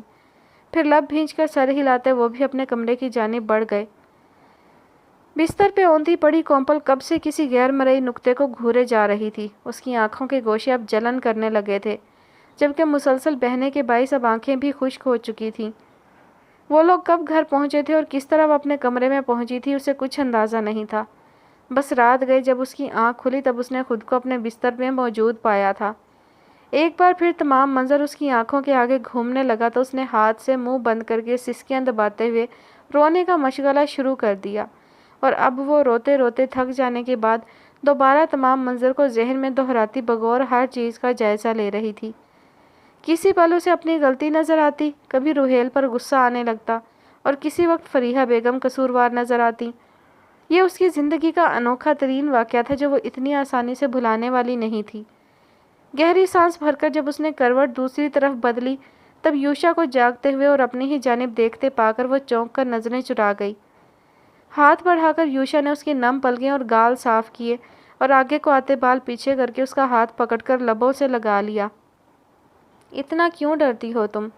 اس کا ہاتھ اپنے سینے سے لگاتا وہ نرمی سے پوچھنے لگا، پتہ نہیں، میں کبھی ایسی تقریبات میں نہیں گئی نا، شاید اسی لیے گھبرا گئی تھی۔ اپنے دوسرے ہاتھ سے دوبارہ برستے آنسو صاف کرتے ہوئے وہ بوجھل سی آواز میں بولی تھی، تم ہمیشہ پریشان رہتی ہو کومپل، سب حاصل ہونے کے باوجود بھی میں نے تمہیں ہنستے کھلکھلاتے نہیں دیکھا۔ تم ہنستے ہوئے بھی محتاط رہتی ہو، باتیں کرتے کرتے یکدم چپ سی ہو جاتی ہو اور پھر چپ ہی رہتی ہو۔ مجھے بتاؤ کیا پریشانی ہے تمہیں، کیا چیز ستاتی ہے، ہنسنے بولنے سے روکتی ہے، کیوں چھوٹی چھوٹی باتوں سے گھبرا جاتی ہو تم؟ یوشا لیٹے سے ذرا سا اٹھا اور بیڈ گراؤنڈ سے ٹیک لگا کر بیٹھ گیا۔ کومپل کا ہاتھ ابھی بھی اس کی گرفت میں تھا۔ مجھے نہیں پتا یوشا، مجھے اندازہ نہیں ہے، شاید ابو اور دادی کا خوف میرے دل میں بیٹھ گیا ہے، ہمیشہ کے لیے۔ وہ لوگ میرے چلنے پھرنے بولنے ہنسنے ہر چیز کو نوٹ کرتے تھے اور ٹوکتے تھے۔ میں جانتی ہوں وہ سب اب ماضی کا حصہ بن چکا ہے، مگر میرے دل و دماغ اب بھی اس سب کے زیر اثر ہیں۔ میں اس سب سے جان چھڑانا چاہتی ہوں مگر یہ اتنا آسان نہیں ہے۔ بے بسی سے کہتے ہوئے کومپل نے چہرہ تکیے میں چھپا لیا اور باقی ماندہ حصہ ہاتھ سے ڈھک لیا۔ چند پل یوشا اسے خاموش نظروں سے تکتا رہا، پھر زبردستی مگر نرمی سے اٹھا کر بٹھانے کے بعد اپنے ساتھ لگا لیا۔ کومپل نے اب اپنا چہرہ اس کے کندھے میں چھپا لیا تھا، جبکہ یوشا نے اس کا شانہ تھپکتے ہوئے اپنے لب اس کے سر پر ٹکا دیے تھے۔ اس کی نرم گرم پناہوں میں کومپل کا اعتماد جب ذرا بحال ہوا تب وہ اپنا چہرہ صاف کرتے ہوئے پیچھے ہو گئی اور بیڈ گراؤنڈ سے پشت ٹکا کر سیدھی ہو کے بیٹھ گئی۔ سابقہ حالت میں نیم دراز یوشا ترچھا ہو کر مکمل طور پر اس کی جانب متوجہ رہا تھا۔ کل جاگنگ پہ چلو گی میرے ساتھ؟ میں؟ جاگنگ؟ اس کے انداز میں حیرانگی ہی حیرانگی تھی۔ کیوں، ایسی کون سی انوکھی بات ہے؟ چلو گی تو جانو گی، یہاں یہ کچھ عجیب نہیں۔ مردوں سے زیادہ تمہیں خواتین ملیں گی جاگنگ ٹریک پر۔ جاگنگ سے نہ صرف صحت پہ اچھا اثر پڑے گا بلکہ لوگوں سے ہائے ہیلو کی بھی عادی ہو جاؤ گی۔ ایسے ہی چل سکتی ہوں میں؟ آنکھیں پھیلا کر اسے دیکھتے ہوئے کومپل کا انداز اب بھی بے یقینی سے بھرا ہوا لگا تھا۔ نائٹ سوٹ میں؟ نہیں، اب اتنا آزاد خیال بھی نہیں ہوں میں، بلکہ سچ کہوں تو تمہارے معاملے میں تھوڑا تنگ نظر واقع ہوا ہوں۔ وہ اس کے سرخ نائٹ سوٹ کو شرارت سے دیکھتے ہوئے بولا تھا۔ کومپل جھینپ کے سر جھکا گئی۔ میرا مطلب ہے کوئی تیاری نہیں کرنی؟ کون سی اور کس بات کی تیاری؟ جاگنگ کرنے جانا ہے، ڈیٹ پر نہیں۔ ہاں، سونے کی تیاری ضرور کرنی چاہیے۔ سوئیں گے نہیں تو سویرے اٹھیں گے کیسے؟ کومپل کی ذہنی رو کا اندازہ لگاتے ہوئے یوشا اسے اس وقت بچوں کی طرح سمجھا رہا تھا۔ کومپل فوراً ہی بیٹھے سے لیٹ گئی اور ایک مسکراتی نظر اس پر ڈال کر آنکھیں بھی بند کر لیں۔ مدھم سا مسکراتے ہوئے یوشا نے جھک کر اس کی آنکھ کے کنارے سے بہتے آخری آنسو کو چن لیا اور خود بھی کمبل درست کرتا لیٹ گیا۔ یہ نیہا اتنی گمسم کیوں ہو گئی ہے بھائی؟ ناشتے کی ٹیبل پر سبھی موجود تھے۔ جب دانیال کی بات پر سب کی منڈیاں اپنی پلیٹوں سے اٹھ کر دانیال اور پھر نیہا کی جانب گھومی تھی۔ نیہا نے نظریں اٹھا کر دانش رئیسانی کی طرف دیکھا تھا، وہ اسے ہی دیکھ رہے تھے۔ نظریں ٹکرانے پر دونوں خاموشی سے پلکیں جھکا گئے۔ یہ لمحاتی منظر سبھی نے نوٹ کیا تھا۔ دانیال اور نہال نے ایک دوسرے کی جانب دیکھا، سوالیہ ابرو اٹھائے، پھر دونوں ہی لا علمی سے شانے اچکاتے دوبارہ نیہا کی طرف متوجہ ہو گئے تھے۔ اچھی بھلی نارمل ہو گئی تھی تم، پھر دوبارہ یہ 1 ڈیڑھ مہینے سے عجیب رویہ ہو گیا ہے تمہارا۔ پہلے ہر وقت کاٹ کھانے کو دوڑتی تھی اور اب تمہاری خاموشی ہمیں کاٹ کھاتی ہے۔ ہنسا بولا کرو یار، کیا ہو گیا ہے؟ دانیال جب مزید گویا ہوا تو نیہا توس پلیٹ میں رکھ کے اسی خاموشی سے اٹھ کر اپنے کمرے کی طرف بڑھ گئی۔ تعجب سے اسے دیکھتا نہال اس کے پیچھے جانے لگا تھا، لیکن دانش رئیسانی نے ہاتھ اٹھا کر اسے ٹوک دیا تھا۔ لیکن پاپا، اسے ہوا کیا ہے؟ نہال بے چین سا ہوا تھا۔ کچھ نہیں، بس اسے اس کے حال پہ چھوڑ دو، کچھ وقت لگے گا پھر خود ہی سمجھ جائے گی۔ اپنی پریشانی ظاہر کیے بغیر وہ نارمل انداز میں بول رہے تھے۔ 1 مہینے سے وہ بڑی خاموشی سے اس کے رویے کا جائزہ لے رہے تھے۔ ان کا خیال تھا اپنے مزاج کے مطابق وہ چیخے گی، چلائے گی، احتجاج کرے گی اور ان کے مسلسل انکار پر رو دھو کر صبر کر لے گی، مگر وہ اندر ہی اندر گھل رہی تھی۔ یہ کوئی اچھی بات نہیں تھی۔ انہیں کچھ تو کرنا ہی ہوگا۔ دل ہی دل میں ارادہ کرتے وہ سب کو اپنی ہی جانب متوجہ محسوس کر کے سب پر مصنوعی مسکراہٹ اچھالتے ناشتے کی جانب متوجہ ہو گئے۔ کھڑکی میں کھڑی وہ آسمان پہ نظریں ٹکائے نہ جانے کیا تلاش کر رہی تھی جب فون کی چنگھاڑنے نے اسے مزید بیزار سا کر دیا۔ گردن میں جھولتا مفلر اتار کے بیڈ پر پھینکتی وہ خود بھی بیڈ پر گر سی گئی اور ڈھیلے سے انداز میں فون اٹھا کر نظروں کے سامنے کیا، مگر اسکرین پر چمکتا جبران کا نام دیکھ کر اسے خوشگوار حیرت ہوئی تھی۔ ایسا پہلی بار ہو رہا تھا کہ جبران نے خود اسے فون کیا تھا۔ بال کان کے پیچھے اڑس کر اس نے مسکراہٹ ضبط کرتے ہوئے گلا کھنکارا اور انگوٹھا یس کے آپشن پر رکھا ہی تھا کہ یکدم سنجیدہ سی ہو کر وہ کال کاٹ گئی اور پھر فون بھی آف کر دیا۔ نہیں، یہ ٹھیک نہیں ہے، مجھے خاموشی اختیار کیے رکھنی چاہیے۔ یہ سب ایسے ہی رک سکتا ہے، یہ بس اٹریکشن ہے اور کچھ نہیں۔ موبائل کی بے رونق اسکرین کو گھورتی وہ فون دور اچھالتی چیت لیٹ گئی۔ نائٹ کریم کا مساج کرتے ہوئے اس نے غیر ارادی طور پر فون اٹھا کر آن کر لیا تھا، جبکہ متوجہ وہ ٹی وی کی طرف ہی رہی تھی جہاں اس کی ایک پسندیدہ فلم آ رہی تھی۔ بڑے لمبے عرصے بعد اس کے ذہن پر چھایا جمود چھٹا تھا جو وہ فلم لگا کر بیٹھ گئی۔ خاموشی کے اس خول کے ٹوٹنے کی وجہ سے وہ واقف ہو کر بھی انجان بن رہی تھی۔ بیڈ پہ آلتی پالتی مارے بیٹھی وہ مکمل طور پر فلم میں غرق ہو چکی تھی، جہاں آتا ایموشنل سین اسے آج کچھ زیادہ ہی ایموشنل کر رہا تھا۔ بھیگی آنکھوں کے ساتھ ٹی وی اسکرین تکتی وہ موبائل کی گنگناہٹ پر ٹھٹک کر فون کی جانب متوجہ ہوئی تھی اور جھپٹنے والے انداز میں فون اٹھا کر دیکھا تھا۔ وہاں خواہش کے عین مطابق جبران کا نام دیکھ کر وہ اپنی پیشانی مسلنے لگی۔ اس انسان کو آخر سکون کیوں نہیں آتا؟ اپنے دل میں اٹھتی خوشی دبا کر ناگواری سے بڑبڑاتی وہ کال ریسیو کر چکی تھی۔ کیا مسئلہ ہے؟ انداز سرد تھا۔ یہ تو آپ بتائیں، 1.5 مہینہ گزر گیا آپ نے پلٹ کر پوچھا ہی نہیں۔ 5,000 کا غم لگ گیا ہے کیا؟ مجھے 5 سال کا وقت دے، میں واپس لوٹا دوں گا۔ دوسری طرف جبران اپنے مخصوص لہجے میں بولتا اسے مسکرانے پر مجبور کر گیا تھا۔ 5,000 کے لیے 5 سال؟ وہ دلچسپی سے بڑبڑائی تھی۔ ہاں جی، ٹکتے ہی نہیں میرے پاس، آتے ہیں چلے جاتے ہیں۔ 5 سال میں ممکن ہے جمع کر ہی لوں۔ اس کے بچوں جیسے انداز میں کہنے پر نیہا ہنسنا چاہتی تھی مگر رک گئی۔ کچھ کہنا چاہا لیکن لب بھینچ گئی۔ مستقل خاموشی پر جبران چونک سا گیا تھا۔ آپ ٹھیک ہیں نیہا جی؟ نہیں، نیہا نے فوراً جواب دیا تھا۔ جان سکتا ہوں کیوں؟ اب کے بار اس کی آواز میں سنجیدگی چھلکی تھی۔ ہاں، میں تمہیں بتانا چاہتی ہوں اور اگر تم واقعی جاننا چاہتے ہو تو مجھ سے مل سکتے ہو کیا؟ نیہا کے لہجے میں کچھ تھا جو جبران چونکا تھا۔ کچھ پل خاموش رہنے کے بعد اس نے حامی بھر لی تھی، پھر مقام اور وقت طے کر کے بغیر الوداعی کلمات ادا کیے وہ دونوں نے ہی اپنی اپنی طرف سے رابطہ منقطع کر دیا تھا۔ کافی کے مگ کے کنارے پہ عادتاً انگلی گھماتے ہوئے وہ سنجیدگی سے جبران کو دیکھ رہی تھی جو 100 سال کے بھوکے کی طرح کھانے پر ٹوٹا ہوا تھا۔ جب سے وہ ملے تھے تب سے جبران نے صرف ایک بار اس سے اس کی خیریت پوچھی تھی اور اس کے نفی میں سر ہلا دینے پر شانے اچکا کر کھانے کی طرف متوجہ ہو گیا تھا۔ نیہا کا دل چاہا اسے بے حس کہے مگر رک گئی۔ ایسا کوئی تعلق نہیں تھا ان کے درمیان کہ وہ ایک دوسرے کی کھوج کرتے۔ پیٹ بھر جانے کے بعد جبران نے طویل ترین ڈکار مار کر اللہ کا شکر ادا کیا اور پھر فرصت سے اس کی جانب متوجہ ہوا اور مسکرا دیا۔ نیہا نے سر جھٹک کر اپنی ٹھنڈی ہو جانے والی کافی کو دیکھا اور ویٹر کو 2 کپ کافی آرڈر دے کر دوبارہ اس کی طرف متوجہ ہوئی۔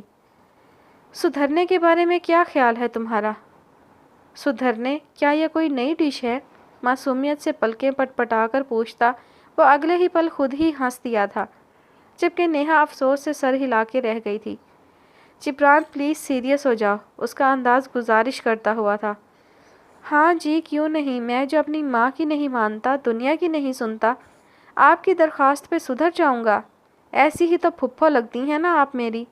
میں پوچھتا ہوں کس نے ہائر کیا ہے آپ کو؟ سنجیدہ لہجے میں غیر سنجیدگی واضح تھی۔ نیہا اکتا سی گئی تھی۔ یہ باتیں گزارشیں جبران کے لیے نئی نہیں تھی، سو اس کا رسپانس بھی ظاہر ہے الگ نہیں ہونا تھا۔ اب وہ نئی اور منفرد بات جبران سے کہہ ہی دینی چاہیے تھی جو جبران کو چونکا دے اور اس کا جواب بھی مختلف سا ہو۔ چند لمحوں تک یک ٹک جبران کو تکنے کے بعد اس نے نظریں اپنے ہاتھ کی پشت پر ٹکا دیں اور لبوں کو تر کرتی گویا ہوئی۔ کومپل کا کیا مقام ہے اب تمہاری زندگی میں؟ اظہار کرتے کرتے اس کی زبان دل میں مچلتا ایک دوسرا سوال لبوں پر لے آئی۔ کون کومپل؟ ناسمجھی کا تاثر دیتا وہ اس وقت واقعی قابل تعریف اداکاری کر رہا تھا۔ کون کومپل؟ نیہا نے استہزائیہ دہرایا تھا۔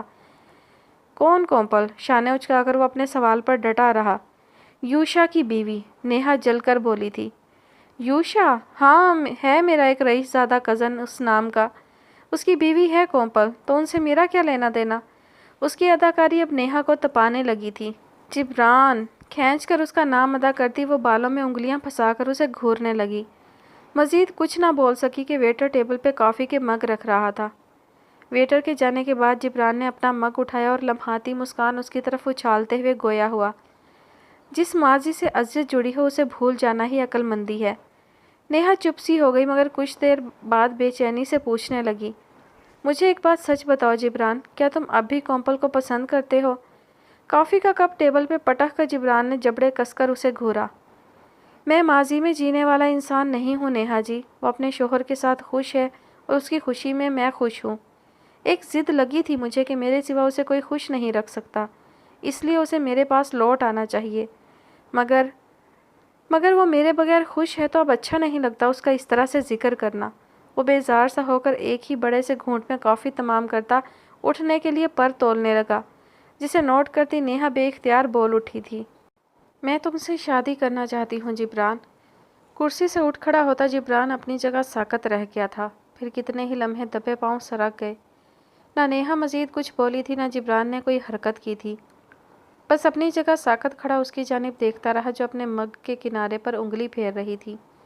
اس کے سبیز چہرے پہ مذاق کا کوئی شائبہ بھی نہیں تھا، پھر بھی جبران کو اچانک نہ جانے کیا ہوا تھا جو وہ مٹھی منہ پر رکھ کے ہنسنے لگا اور پھر ہنستا ہی چلا گیا۔ یوں ہی ہنستے ہنستے وہ واپس کرسی پر بیٹھ گیا اور منہ بازو میں چھپا کر اپنے کہے کا گلا گھونٹنے لگا۔ نیہا سنجیدگی سے اسے دیکھتی رہی یہاں تک کہ اس کی سنجیدگی ملاحظہ کرتا وہ خود بھی سنجیدہ سا ہو گیا تھا۔ ڈونٹ ٹیل می، حلالہ کے لیے؟ حلالہ؟ او مائی گاڈ، نو نو نو، ایسا کچھ نہیں ہے۔ نیہا کے قطعیت سے کہنے پر جبران نے بے اعتباری سے ابرو اچکائے تھے۔ تو پھر کس مقصد سے مجھ سے شادی کرنا چاہتی ہیں آپ؟ لہجہ و نظریں ہنوز مشکوک تھیں۔ شادی کسی مقصد کے لیے کی جاتی ہے کیا؟ نیہا کا لہجہ بگڑ گیا تھا۔ صحیح پتہ نہیں جی، غریب ہوں، باولا ہوں، یہ آپ ہی سے پتہ چلا ہے۔ جبران کے طنز پر وہ لب بھینچ گئی۔ دل چاہا بچی ہوئی کافی اس کے منہ پر مگ سمیت پھینک مارے اور اٹھ کر بھاگ جائے، مگر ضبط کر گئی۔ اور میں تمہیں سر پر بٹھا کر لے گئی تھی نا کومپل کو فورس کرنے کے لیے؟ ویل جو بھی ہے گزر چکا ہے، بقول تمہارے بھول جانا چاہیے، رائٹ؟ رائٹ، وہ جبرن مسکرایا۔ تو پھر جواب دو مجھے جبران۔ نیہا یکدم بالکل سنجیدہ ہو گئی تھی۔ مجھے پہلے یقین بھی تو آئے، کوئی وجہ بھی تو سمجھ آئے، کیا میرے سرخاب کے پر نکل آئے ہیں؟ وہ بے چارگی سے بولتا اس کا خون کھول آ رہا تھا۔ تم میں سرخاب کے پروں سے زیادہ بہترین چیزیں موجود ہیں، مگر تمہیں ان کی قدر نہیں ہے۔ ایسی نرمی اور توصیف تھی نیہا کے انداز میں کہ جبران فوری طور پر خواہش کے باوجود ہنس نہ سکا تھا۔ واؤ، منہ بنا کر بڑبڑاتا وہ اطراف کا جائزہ لینے لگا۔ ایک بار پھر درمیان میں خاموشی کا طویل دورانیہ قائم ہو گیا تھا۔ جبران مجھے جواب دو، میں جواب لینے آئی ہوں، تمہاری شکل دیکھنے نہیں۔ اگر میں نے ہاں میں جواب دیا تو آپ کو ساری زندگی میری شکل دیکھنی پڑ جائے گی۔ جبران نے گویا اسے ڈرانا چاہا مگر وہ مسکرا دی۔ جبران سر جھٹک کے رہ گیا۔ دیکھیے نیہا، مجھے نہیں پتا آپ میری کون سی باتوں سے متاثر ہوئی ہیں، مجھ سے تو میری ماں بھی کبھی متاثر نہیں ہوئی، اور آپ اتنا تو جانتی ہیں نیہا کہ میں نے نشے میں اسے خود پر حرام کر لیا تھا اور گھر سے نکال دیا تھا، مگر کچھ اور بھی ہے جو آپ نہیں جانتی۔ وہ لمحہ بھر کے لیے تھما، نیہا کی طرف دیکھا اور نظریں چرا کر اس راز سے بھی پردہ اٹھا دیا جس سے صرف کومپل اور وہ خود واقف تھا۔ نیہا کی سانس رک سی گئی تھی، ٹیبل پہ دھیرے اس کے ہاتھ ہلکے سے کانپے تھے۔ اندازہ لگا سکتی ہیں آپ میرا کیا حال ہو جاتا ہے نشے میں؟ خونخوار جانور سے بھی زیادہ خوفناک بن جاتا ہوں میں آپ کے جذبات کی عزت کرتا ہوں نیہا، مگر میں آپ کی زندگی برباد نہیں کر سکتا، بلکہ میں کسی کی بھی زندگی برباد نہیں کرنا چاہتا، کیونکہ میں خود برباد ہوں۔ مجھ سے جڑنے کے بعد آپ کو صرف تکلیفیں ملیں گی اور کچھ نہیں۔ میں اس کے لیے خود کو نہیں بدل سکا تو کسی اور کے لیے کیا بدلوں گا؟ اجازت دیجیے۔ وہ انگلیاں پیشانے تک لے جا کر وہ پیارا سا مسکرا دیا اور نیہا کی نم نظروں سے نظریں چراتا اٹھ کھڑا ہوا۔ تم تنہا خود کو بدلنے کی کوشش کر رہے تھے، اس لیے ناکام ہو رہے تھے۔ میں تمہارے ساتھ مل کر تمہیں بدلنا چاہتی ہوں۔ ہم کامیاب ہو جائیں گے۔ نیہا کی دھیمی مگر پر امید آواز پہ وہ ٹھنڈی سانس بھر کر پلٹا تھا۔ آپ اتنی خوشگمان کیوں ہیں؟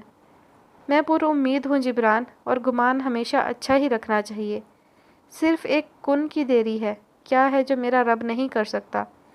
جو تم نہیں کر سکے وہ ہم کر دکھائیں گے بنی۔ تم ٹھیک ہو جاؤ گے، سب بدل جائے گا، اچھا ہو جائے گا۔ نیہا اس کے لیے اتنی پر امید اور اس قدر پریشان لگ رہی تھی کہ جبران بے اختیاری کے عالم میں یک ٹوک اسے دیکھے چلا جا رہا تھا۔ کچھ ہوا تھا اس پل اس کے اندر کہیں، مگر وہ سمجھ نہیں پایا تھا۔ آپ کا کوئی نقصان ہو گیا تو کسے مورد الزام ٹھہرائیں گی؟ اپنی جگہ واپس بیٹھتا وہ قدرے رازداری سے پوچھتا، ذرا آگے کو ہوا تھا؟ کسی کو نہیں، کیونکہ یہ میرا اپنا فیصلہ ہے اور جذبات میں یا کسی خوف میں مبتلا ہو کر میں نے یہ فیصلہ ہرگز نہیں لیا ہے۔ پھر کس لیے لیا ہے؟ وہ سننے کا مطمئن ہوا۔ جواب کا اندازہ اسے شاید ہو چکا تھا، مگر پھر بھی جو جواب تم سننے کے خواہش مند ہو وہ میں تمہیں صحیح وقت پر ہی دوں گی۔ طویل عرصے بعد نیہا کھل کر دل سے مسکرائی تھی، ذرا سا اترائی تھی۔ اور وہ صحیح وقت کب آئے گا؟ ہونٹ سکیڑ کر وہ فون پر ٹائم دیکھنے لگا۔ نیہا کو اس کے بچپنے پر ہنسی آئی۔ جب تم صحیح ہو جاؤ گے؟ یعنی کبھی نہیں، نا امیدی سے ہونٹ لٹکا کر کہتا وہ نیہا کی مسکراتی نظروں میں دیکھ کر انجان سا بن کر نظریں گھما گیا۔ میرے صحیح غلط اندر باہر ہر چیز سے آپ پہلے ہی واقف ہیں، بعد میں الزام مت دھریے گا۔ اسی کی طرح مگ کے کنارے پر انگلی گھماتے ہوئے اس نے آخری بار اسے باز رکھنے کی کوشش کی تھی۔ نہیں دھروں گی، بلکہ مجھے یقین ہے الزام دھرنے کی نوبت ہی نہیں آئے گی، پر یقین انداز میں کہتے ہوئے نیہا نے ویٹر کو اشارے سے بلایا تھا، جبکہ جبران کے لب بے اختیاری میں بے آواز انشاءاللہ کہتے اسے ساکت کر گئے تھے۔ کھلکھلاتی ہنسی پر کمرے میں داخل ہوتا یوشا ٹھٹک کے رکا اور پھر مسکرا دیا۔ اب اس کی سماعت عادی ہو چکی تھی اس دل میں اترتی ہنسی کی۔ یہ سفر اتنا آسان تو نہیں ٹھہرا تھا اور نہ ابھی وہ منزل تک پہنچا تھا، مگر منزل اب زیادہ دور بھی نہیں تھی۔ ابھی کومپل کھل کے ہنسنا بولنا سیکھی تھی، بہت جلد زمانے کو فیس کرنا بھی سیکھ لے گی، یوشا پر یقین تھا۔ بے آواز قدم اٹھاتا وہ اس کے شانے پر ٹھوڑی ٹکاتا اسے چونکا گیا تھا۔ کومپل فون کان سے لگائے غالباً سنبل بیگم سے بات کر رہی تھی۔ ایک مسکراتی نظر یوشا پہ ڈال کر اس نے بات مختصر کر کے کال کاٹ دی اور اس کے ساتھ ہی صوفے پر ٹک گئی۔ ہم کب تک گھر چلیں گے یوشا؟ کب تک کام نمٹائیں گے آپ؟ امی روز فون کر کے پوچھ رہی ہیں۔ مہمان آنے شروع ہو گئے ہیں اور دلہن کی سگی بہن ابھی تک پہنچی ہی نہیں۔ ایمل کی شادی قریب تھی اور کومپل جلد از جلد اپنے گھر جانا چاہتی تھی، مگر یوشا اور یوشا کی مصروفیات آڑے آ رہی تھیں۔ آج سارے کام نمٹا کر آیا ہوں، تم پیکنگ شروع کر دو۔ اس کے بالوں میں انگلیاں چلاتے ہوئے یوشا نے اسے گویا گڈ نیوز دی تھی۔ وہ خوشی سے اچھل ہی تو پڑی تھی۔ شکر ہے، میں ابھی پیکنگ کر رہی ہوں، ہم آج رات ہی چلیں گے، اوکے؟ فیصلہ کن انداز میں پروگرام سیٹ کرتی وہ ڈریسنگ روم کی طرف بڑھ گئی تھی، جبکہ یوشا مسکراتے ہوئے اپنی ٹائی کھولنے لگا جب ملازمہ نے آ کر اسے فریحہ بیگم کا بلاوا پہنچایا تھا۔ سر ہلا کر ٹائی صوفے پہ رکھتا وہ اٹھ کھڑا ہوا۔ چھوٹا سا گھر مہمانوں سے بھر چکا تھا۔ فریحہ بیگم چھوٹے موٹے محلوں سے آئے ان مہمانوں کو اپنے گھر ٹھہرانے کے حق میں نہیں تھیں، جبکہ فرخندہ بیگم جبران کی وجہ سے کسی مہمان کو اپنے گھر رکھنے سے قاصر تھیں۔ سو تمام مہمان فراز صاحب کے ہی چھوٹے سے گھر میں یوں سما گئے تھے کہ تل دھرنے کو جگہ نہیں بچی تھی۔ وہ تینوں بہنیں الگ گھن چکر بنی ہوئی تھیں، کوئی چھوٹے چھوٹے بچوں کو سنبھال رہی ہوتی تو کوئی مہمانوں کو چائے پر چائے سرو کروا رہی ہوتی، کوئی سنبل بیگم اور فرخندہ بیگم کے ساتھ شاپنگ میں مصروف ہوتی۔ غرض یہ کہ ایمل جس کی شادی تھی اسے بھی سکون سے بیٹھنے کی فرصت نہیں تھی۔ کومپل نے جو گھر میں قدم رکھا تو بہنوں کو گھن چکر بنے دیکھ کر یوشا کی طرف خفگی سے دیکھا۔ وہ معصوم سی شکل بنا کر شانے اچکا کے رہ گیا۔ کتنے کام پڑے ہیں یہاں یوشا، مجھے پہلے ہی چھوڑ جاتے، ناراضگی سے کہتی وہ مہمانوں کو سلام کرتے ہوئے تو کسی کے سلام کا جواب دیتے ہوئے کمرے کی طرف بڑھ گئی، جبکہ فرش پر چٹائی بچھائے ڈھولک لیے بیٹھی لڑکیوں کی وجہ سے یوشا کو اپنا ایک قدم بھی آگے بڑھنا ناممکن لگ رہا تھا۔ اوپر سے صحن میں موجود تمام خواتین اسے ہی گھورے جا رہی تھیں۔ سر جھٹک کر اس نے کومپل کو پکارا تو کمرے کے دروازے تک پہنچ جانے والی کومپل نے چونک کر اس کی طرف دیکھا تھا۔ میں جا رہا ہوں، اشارے سے اسے بتاتا وہ کومپل کے سر ہلا دینے پر اس کی جانب مسکراہٹ اچھالتا گھر سے باہر نکل آیا، مگر باہر آتے کے ساتھ ہی اس کا چہرہ سنجیدہ سا ہو گیا۔ باہر پلنگوں پر خاندان کے ہی کچھ مرد حضرات محو استراحت تھے، جن میں جبران بھی شامل تھا۔ دونوں نے ایک دوسرے کی جانب دیکھا اور نظریں گھما لیں۔ یوشا اپنی گاڑی کی طرف بڑھ رہا تھا جب فراز صاحب نے اسے پکار لیا، وہ پلٹ کر ان کی طرف بڑھ گیا۔ وہ دونوں اپنی باتوں میں مگن تھے، مگر یوشا کی نظریں بھٹک بھٹک کے جبران کی طرف جا رہی تھیں اور سگریٹ پیتے جبران کی نظریں یوشا کی جانب اٹھ جاتی تھیں، اور اس دوران جب بھی دونوں کی نظریں ٹکراتی دونوں غصے میں شانے اچکا کر یا ابرو اٹھا کر کیا ہے کا تاثر دیتے تھے۔ پھر جب فراز صاحب سے بات چیت کرنے کے بعد جب یوشا دوبارہ اپنی کار کی طرف بڑھنے لگا تب جبران اسے پکارتے پکارتے رہ گیا اور سگریٹ والا ہاتھ اوپر کو اٹھائے لب وا کر کے بھینچ گیا، یہاں تک کہ یوشا کی گاڑی گلی سے ہی نکل گئی۔ ختم ہوتی سگریٹ قدموں تلے روندتا جبران کمینہ سا مسکرا دیا۔ وہ یوشا کو اپنے اور نیہا کے متعلق بتانا چاہتا تھا، لیکن اب سوچ رہا تھا یوشا کا اچانک ریئیکٹ زیادہ مزہ دے گا۔ یوشا کے ممکنہ تاثرات انجوائے کرتے ہوئے اس نے ڈبی سے دوسری سگریٹ نکال لی تھی۔ جہاں نیہا کے پہلے کی طرح ہنسنے کھلکھلانے نے دانیال اور نہال کو خوشی دی تھی، وہیں پہلی بار دانش رئیسانی اس کی مسکراہٹ پر شکر ادا نہیں کر سکے تھے۔ شام ڈھلے کا وقت تھا اور نیہا اپنے گھر کے چھوٹے مگر خوبصورت سے لان میں کافی کا مگ ہاتھ میں لیے بیٹھی تھی، جب وہ بھی اپنا چائے کا کپ اٹھائے وہیں چلے آئے تھے۔ ان کے چہرے پر چھائی سنجیدگی دیکھ کر نیہا بھی سیدھی ہو بیٹھی تھی۔ کچھ پل خاموشی کی نظر ہوئے تھے جب دانش رئیسانی نے غیر مرئی نقطے سے نظریں ہٹا کر اس کے چہرے پر ٹکا دی تھی۔ اس سے پہلے کہ وہ کچھ پوچھتے نیہا اپنی آنکھیں بند کر کے ٹھہر ٹھہر کے پوچھنے لگی، پاپا آپ کا جواب اب بھی نہ ہے؟ میں نے کہا تھا اس سوال کی گنجائش ہی نہیں ہے۔ دانش رئیسانی نے خفگی سے اپنا کہا دہرایا تھا۔ اب تو واقعی کوئی گنجائش نہیں ہے۔ کافی کا مگ ٹیبل پہ رکھتی وہ ہتھیلیاں مسلنے لگی۔ دانش رئیسانی چونک گئے۔ کیا مطلب؟ ان کا انداز اندیشوں میں گھرا تھا۔ پاپا میں جبران سے نکاح کر چکی ہوں۔ نہ میں کوئی ٹین ایج لڑکی ہوں اور نہ یہ میرا پہلا نکاح ہے۔ پاپا مجھے حق ہے میری زندگی کا یہ فیصلہ کرنے کا۔ ان کے دنگ تاثرات سے نظریں چراتے وہ دوبارہ آنکھیں میچ کر ان کی ڈانٹ کا انتظار کرنے لگی، لیکن انہیں ایسا شوق لگا تھا کہ وہ کچھ بول ہی نہ سکے تھے۔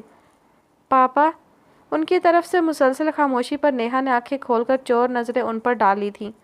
ان کے تاثرات سے گھبرا کر ان کا گھٹنا ہلاتی وہ روحانسی ہو رہی تھی۔ ایک نظر اپنے گھٹنے پر رکھے اس کے ہاتھ پہ ڈال کر انہوں نے دوبارہ اس کے چہرے کی طرف دیکھا تھا۔ تم جھوٹ بول رہی ہو نا؟ ان کی سرد آواز میں کہیں آس کی گرمائش بھی موجود تھی۔ ہاتھ پیچھے کر کے اور نظریں چرا کر نیہا نے بغیر کچھ کہے ان کے سوال کا جواب دے دیا۔ دانش رئیسانی نفی میں سر ہلانے لگے اور ہلاتے ہی رہے۔ نکاح نامہ کہاں ہے؟ انہیں اپنی آواز کنویں سے آتی محسوس ہوئی تھی۔ جبران کے پاس۔ نیہا کی آواز بھی بمشکل برآمد ہوئی تھی۔ آنکھوں میں باپ کی حالت دیکھ کر پانی جمع ہونے لگا تھا۔ دانش رئیسانی نے اپنا سر ہاتھوں میں گرا لیا۔ مجھے یقین نہیں آتا نیہا، مجھے یقین نہیں آتا، مجھے یقین نہیں آتا۔ سنا تم نے؟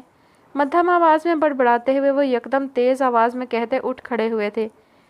نیہا بھی بیکانگی انداز میں ان کے ساتھ ہی کرسی سے اٹھ کھڑی ہوئی تھی۔ میں دانیال سے کہتا ہوں اس نشئی کا دماغ ٹھکانے لگائے۔ دانیال پولیس سے 2 لاٹھیاں کھائے گا تو دماغ ٹھکانے پر پہنچ جائے گا، اس کا بھی اور تمہارا بھی۔ وہ اسے چیلنج دیتی نظروں سے دیکھ کر گھر کے اندر کی طرف بڑھ گئے، جبکہ نیہا گھبرا کر ان کے پیچھے آتی ان کا بازو پکڑ کے روک گئی۔ پاپا آپ کیا کر رہے ہیں؟ تمہیں جو کرنا تھا تم وہ کر چکی ہو، اب مجھے میرا کام کرنے دو۔ درستی سے اس کا ہاتھ جھٹک کر انہوں نے دوبارہ دانیال کو پکارنا شروع کر دیا۔ نیہا کبھی انہیں تو کبھی سیڑھیوں کی طرف دیکھتی جھنجھلا کر گویا ہوئی تھی۔ ایسا کچھ نہیں کیا ہے میں نے، نہیں ہوا ہے کوئی نکاح، میں صرف آپ کا رسپانس دیکھنا چاہتی تھی۔ پیر پٹک کر بولتی وہ ان کے لبوں پر اتر آنے والی مسکراہٹ دیکھ کر چونک گئی تھی۔ میں بھی صرف سچائی جاننا چاہ رہا تھا۔ دانیال تمہارے سامنے ہی بیوی بچوں سمیت کچھ دیر پہلے کہیں گیا ہے اور نہال بھی گھر سے باہر ہے۔ وہ مزے سے بتا کر وہیں لاؤنج میں صوفے پر بیٹھ گئے۔ نیہا انہیں دیکھ کے رہ گئی۔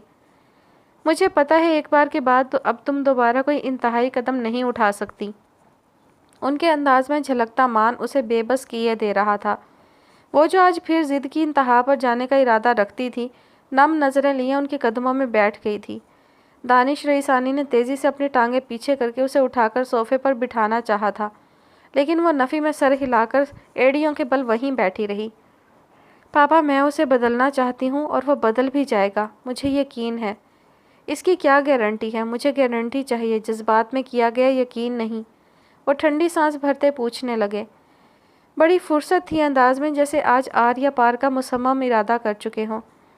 میرا دل پر یقین ہے، کئی شک و شبہ سر ہی نہیں اٹھاتا، نیہا فوراً بولی تھی، اور میرے دل و دماغ دونوں اس بات سے انکاری ہیں، قطعی انکاری، بالکل بے یقین۔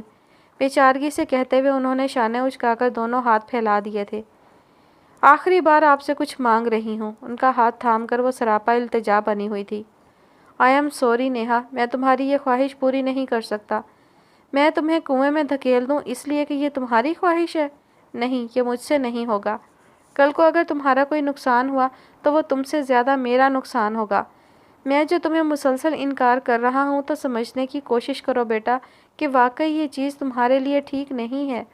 اس کے رخسار پر بکھرتی نمی ملائمت سے صاف کرتے وہ خود بھی دکھی لگ رہے تھے۔ نیہا نے خاموشی سے ان کے ہاتھ کے اوپر اور نیچے اپنے رکھے ہاتھ پیچھے کر لیے اور اٹھ کر صوفے پر بیٹھ گئی۔ نظریں غیر مرئی نقطے پر جمائے وہ یکدم ہی رونا بھول کر کسی گہری سوچ میں گم نظر آنے لگی تھی۔ دانش رئیسانی نے قدرے تعجب سے اس کا یہ نیا سا انداز نوٹ کیا تھا۔ میں نے فیصلہ کر لیا ہے پاپا، ٹھیک 1 سال بعد میں آپ کو فخر سے سر اٹھائے نظر آؤں گی، آپ لکھ کر رکھ لیں۔ ہنوز غیر مرئی نقطے کو گھورتی وہ 2 ٹوک انداز میں بولی تھی، پہلے بھی ایک بار تم نے 1 سال کی پلاننگ کی تھی لیکن ہوا کیا؟ دانش رئیسانی کو اب سچ مچ غصہ آنے لگا تھا۔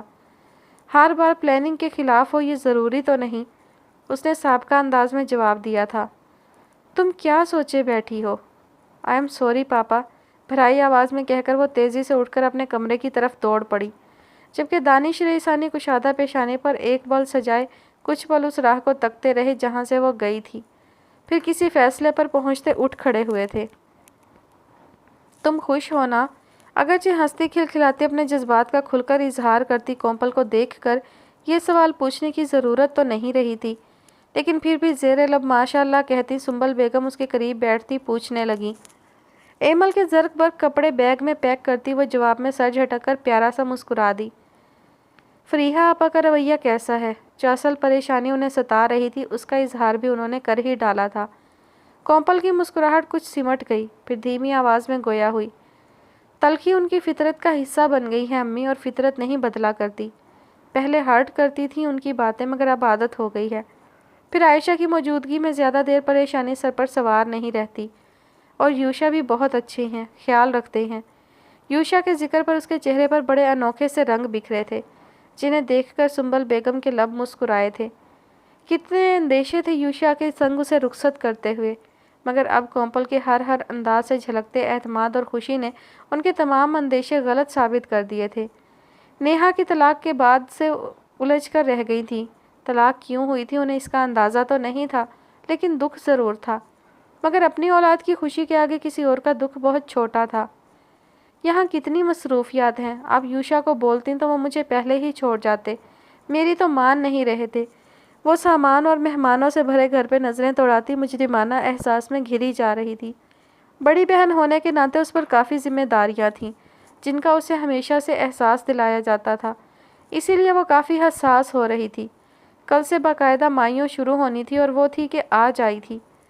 تم خامخواہ پریشان ہو رہی ہو، یوشا یہاں نہیں آیا مگر باہر کے بہت سارے کام بخوبی نبھا رہا ہے، اور کوئی وسیم نامی لڑکا بھی گاڑی لیے گھر کے باہر ہر وقت موجود رہتا ہے۔ جب کچھ یاد آتا ہے گاڑی میں بیٹھے اور فٹافٹ جا کر لے آئے۔ یہ پھیلاوا تو خیر شادی والے ہر گھر میں موجود ہوتا ہے۔ وہ اس کے سر پہ ہاتھ پھیرتی اٹھ کھڑی ہوئیں، جبکہ کومپل نے تعجب سے ہونٹ سکیڑے تھے۔ یوشا چپ چاپ اس کے گھر کی ذمہ داریاں نبھا رہا تھا اور اسے ذرا نہیں جتایا تھا۔ کتنا اچھا تھا یوشا اور کتنی خوش نصیب تھی وہ، اس پل اسے اپنی قسمت پر بڑا ناز ہوا تھا۔ کان پھاڑتی گانے کی آواز پر ایک ہاتھ کان پر رکھے دوسرے ہاتھ میں پھولوں سے بھری پلیٹ لیے آگے بڑھ رہی تھی، جب پیر مڑنے پر گرتے گرتے بچی تھی۔ اس کے سنبھلنے کے بعد جبران نے اپنا ہاتھ فوراً سے بیشتر پیچھے کر لیا تھا اور اجنبی سا بن کر تیزی سے مڑ کر مہمانوں میں گم ہو گیا تھا۔ وہاں موجود کئی آنکھوں نے یہ منظر دیکھا تھا، انہی آنکھوں میں 2 آنکھیں یوشا کی بھی تھیں۔ جبڑے کس کر اس نے نظریں کومپل سے ہٹا کر موبائل اسکرین پر جما دی تھیں۔ تیز تیز انگوٹھا موبائل اسکرین پر پٹکتے ہوئے وہ نہ جانے موبائل میں کیا تلاش کر رہا تھا، جب مہکتا ہوا وجود اس کے قریب آ بیٹھا تھا۔ بغیر دیکھے بھی یوشا کو اندازہ تھا وہ کومپل ہی تھی۔ آپ کب آئے؟ شور کے باعث کومپل نے اپنا منہ اس کے کان کے قریب کر کے اونچی آواز میں پوچھا تھا۔ موبائل کی غیر ضروری مصروفیات ترک کر کے یوشا نے ترچھی نظروں سے اسے دیکھا تھا۔ زرد اور کائی رنگ کے غرارے میں موتیا کے پھول دراز بالوں کی خوبصورتی سے گندھی چوٹی میں ٹکائے، پھولوں کے دیگر زیورات پہنے، کاجل سے بھری آنکھوں کو پھیلائے اپنی ہی طرف دیکھتی وہ دل میں اتری جا رہی تھی۔ یوشا کی پیشانی کی سلوٹ اپنے آپ غائب ہو گئی تھی۔ گہری سانس بھر کر وہ ہلکا سا مسکرا دیا۔ زیادہ دیر تو نہیں ہوئی مگر کافی دیر ہو گئی ہے۔ اس کا کیا مطلب ہوا؟ کومپل بے اختیار بہت زور سے ہنسی تھی۔ یہ بات بے بات اونچی آواز میں ہنسنا اس کی عادت تو نہ تھی۔ یوشا نے آنکھیں ذرا کی ذرا سکیڑ کر اسے دیکھا، پھر شانے اچکا کر مسکرا دیا۔ بہت خوش لگ رہی ہو۔ اپنا منہ اس کے کان سے لگا کر وہ نارمل انداز میں بولا تھا، مگر لہجہ کچھ الگ سا تھا۔ کومپل چھینپ کر ذرا پیچھے ہوئی اور اپنا کان کو سہلاتی نروس سی گویا ہوئی۔ ہاں تو خوشی کا سما ہے۔ اس کی نظروں پر خود میں سمٹتی وہ اٹھ کھڑی ہوئی۔ میرا خیال ہے امی مجھے بلا رہی ہیں وہاں۔ دائیں طرف ہی کچھ فاصلے پر بیٹھی سنبل بیگم سے انجان وہ چہرہ اونچا کیے ایک طرف کو اشارہ کرتے ہوئے بولی تھی۔ یوشا نے ایک نظر سنبل بیگم پہ ڈالی، پھر بے اختیار امڑتی مسکراہٹ چھپا کر اس کا ہاتھ تھام کر دوبارہ اپنے قریب بٹھا لیا اور سنبل بیگم کی جانب اشارہ کیا۔ کومپل نے اس طرف دیکھا اور اگلے ہی پل جھینپ کر منہ پہ ہاتھ رکھتی کھلکھلا کے ہنس پڑی۔ روشن نظروں سے اس کے چہرے کو تکتے ہوئے یوشا نے اس کے ہاتھ کی انگلیوں میں اپنی انگلیاں پھنسا کر گویا اس کے اٹھنے کی تمام راہیں مسدود کر دی تھیں۔ گڑبڑا کر کومپل نے یوشا کے اس عجیب سے ضدی رویے کو دیکھا تھا۔ وہ کبھی بھی اس طرح کھل کر جذبات کا اظہار نہیں کرتا تھا۔ پتہ نہیں آج کیا ہو گیا تھا۔ کومپل منتی نظروں سے کبھی یوشا کی طرف دیکھ رہی تھی تو کبھی آس پاس بیٹھے لوگوں پر درز دیدہ نظر ڈال لیتی تھی۔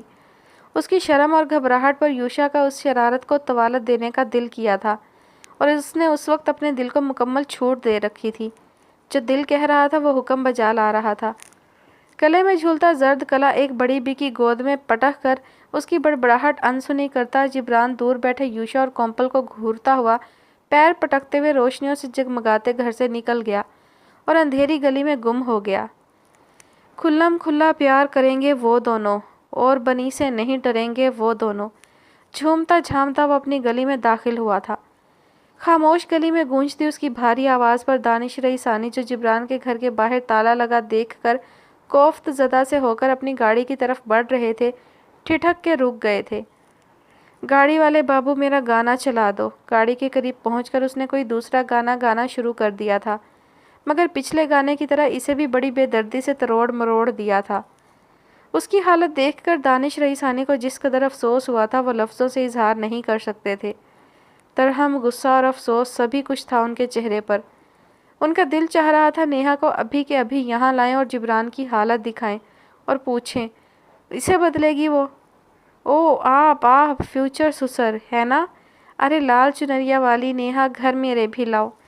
میں کنوارا کب تک بیٹھوں، بینڈ میرا بجواؤ، جیسے بھی چلتا ہے چکر چلاؤ، میری شادی کرواؤ، ارے میری شادی کرواؤ۔ چٹاخ! جبران جو گاتے ہوئے دانش رئیسانی کے شانے پکڑ کر خود بھی اچھل کود کر رہا تھا اور ان کے کمزور وجود میں بھی زلزلے اٹھا رہا تھا، ان کے پوری قوت سے مارے گئے چماٹ پر نشے میں ہونے کی وجہ سے سیدھا زمین پہ جا گرا تھا۔ تھپڑ کی آواز سنسان ہونے کی وجہ سے پوری گلی میں گونجی تھی۔ جبران کچھ پل یوں ہی زمین پر ایک گال پہ ہاتھ رکھے پڑا رہا، پھر جھٹکے سے اپنا چہرہ سیدھا کر کے ان کی طرف دیکھا۔ اس کے چہرے کے تاثرات ایسے تھے کہ دانش رئیسانی بے اختیار 2 قدم پیچھے ہوئے تھے۔ اوئے بڈھے، جبران پر ہاتھ اٹھاتا ہے؟ جبران پر؟ میں تیرا وہ حال کروں گا کہ تیری 7 نسلیں یاد رکھیں گی جبران کو۔ ایک جھٹکے سے اٹھ کر کھڑا ہوتا جبران ان کا کالر جکڑ چکا تھا۔ اس سے پہلے کہ پسینہ پسینہ ہوتے دانش رئیسانی کچھ کہتے، جبران کا انہیں مارنے کے لیے اٹھا ہاتھ ان کے سفید پڑتے چہرے تک پہنچنے سے پہلے ہی ڈھیلا پڑتا پہلو میں گر گیا، اور اگلے ہی لمحے وہ خود بھی ان کے ناتواں سے وجود پر پہاڑ کی طرح ڈھہ گیا۔ بے اختیاری میں دانش رئیسانی نے اسے سنبھالنے کی کوشش کی تھی، مگر اس کا بھاری بھرکم وجود سنبھالنا ان کے لیے ناممکن ہی تھا۔ وہ اس کے ساتھ ہی زمین پر بیٹھتے چلے گئے تھے، اور اب صورتحال یہ تھی کہ وہ اپنی گاڑی سے پشت لگا کر بیٹھے اپنا تنفس بحال کر رہے تھے، اور جبران آدھا زمین پر اور آدھا ان پر پڑا تھا۔ دانش رئیسانی نے گردن ترچھی کر کے برہمی سے اسے گھورا تھا، جس کا پیارا سا چہرہ ان کے کندھے پر ٹکا تھا۔ یکدم ہی وہ بے ہوشی میں مسکرا دیا۔ دانش رئیسانی کو یوں لگا جیسے وہ انہیں نیند میں بھی چڑھا رہا ہو۔ اپنے 4 بالوں میں انگلیاں چلا کر انہوں نے خود کو شانت کرنے کی کوشش کی، پھر کوٹ کی جیب سے فون نکال کر کوئی نمبر ڈائل کیا۔ وہ ابھی بھی مایوں کی دلہن بنی ایمل کے ساتھ تصاویر بنوا کر اٹھا تھا جب فون کی گنگناہٹ پر فون جیب سے نکالتا گھر سے باہر نکل آیا، کیونکہ مہمانوں سے بھرے چھوٹے سے گھر میں کوئی خاموش کونا ڈھونڈنا وقت کا ضیاع ہی تھا۔ دانش رئی ثانی اور اس کی بزنس کے معاملات میں بات چیت ہوتی رہتی تھی۔ دونوں ہی کام کے معاملے میں بالکل سنجیدہ مزاج رکھتے تھے اور اپنی نجی زندگی کو بزنس لائف سے الگ ہی رکھتے تھے۔ اب بھی ان کی کال دیکھ کر یوشا حیران نہیں ہوا تھا۔ السلام علیکم رئی ثانی صاحب، اس وقت کیسے کال کیا آپ نے؟ سب خیریت ہے؟ وہی مخصوص مصروف سا لب و لہجہ تھا۔ وعلیکم السلام، سب ٹھیک ہے۔ یوشا تم جبران کے گھر آ سکتے ہو؟ میں ایک ضروری کام کے سلسلے میں یہاں آیا تھا اور یہ نشے میں دھت میرے اوپر گرا پڑا ہے۔ گھر اس کا باہر سے لاک ہے، مجھے سمجھ نہیں آ رہا میں کیا کروں۔ ان کا انداز سخت جھنجھلایا ہوا تھا۔ یوشا نے تعجب سے فون کو کان سے ہٹا کر دیکھا تھا، جیسے یقین کر رہا ہو جو اس نے سنا ہے وہ دانش رئی ثانی سے ہی سنا ہے۔ وہ جبران کے گھر کیوں گئے تھے؟ بہت سے سوالوں نے ایک کے ساتھ ایک سر اٹھایا تھا اور جواب جاننے کے لیے یوشا کا وہاں جانا ضروری تھا۔ اوکے، میں بس آتا ہوں ابھی۔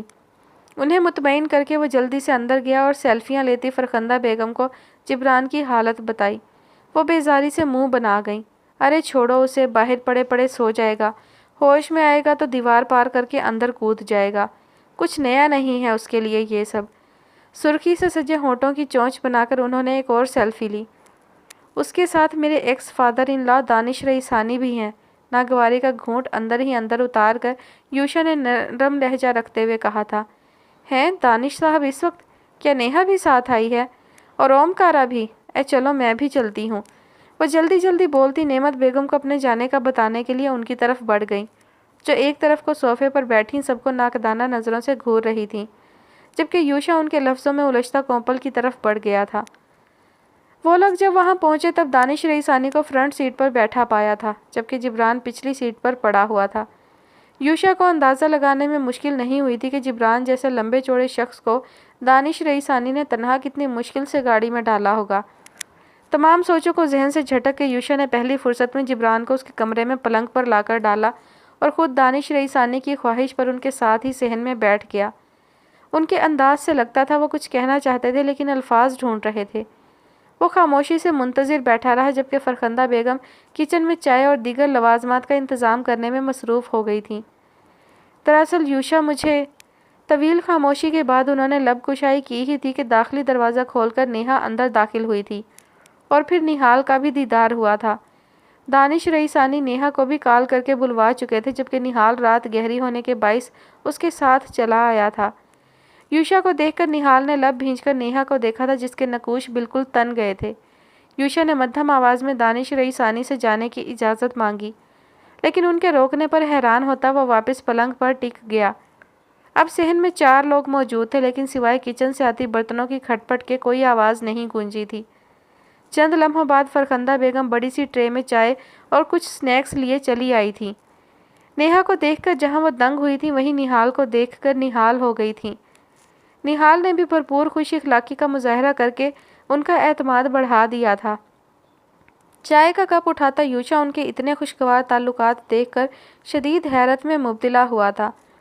دونوں فیملیز کے درمیان ایسے تعلقات تو تب بھی نہیں تھے جب نیہا اس کی بیوی تھی، پھر اب…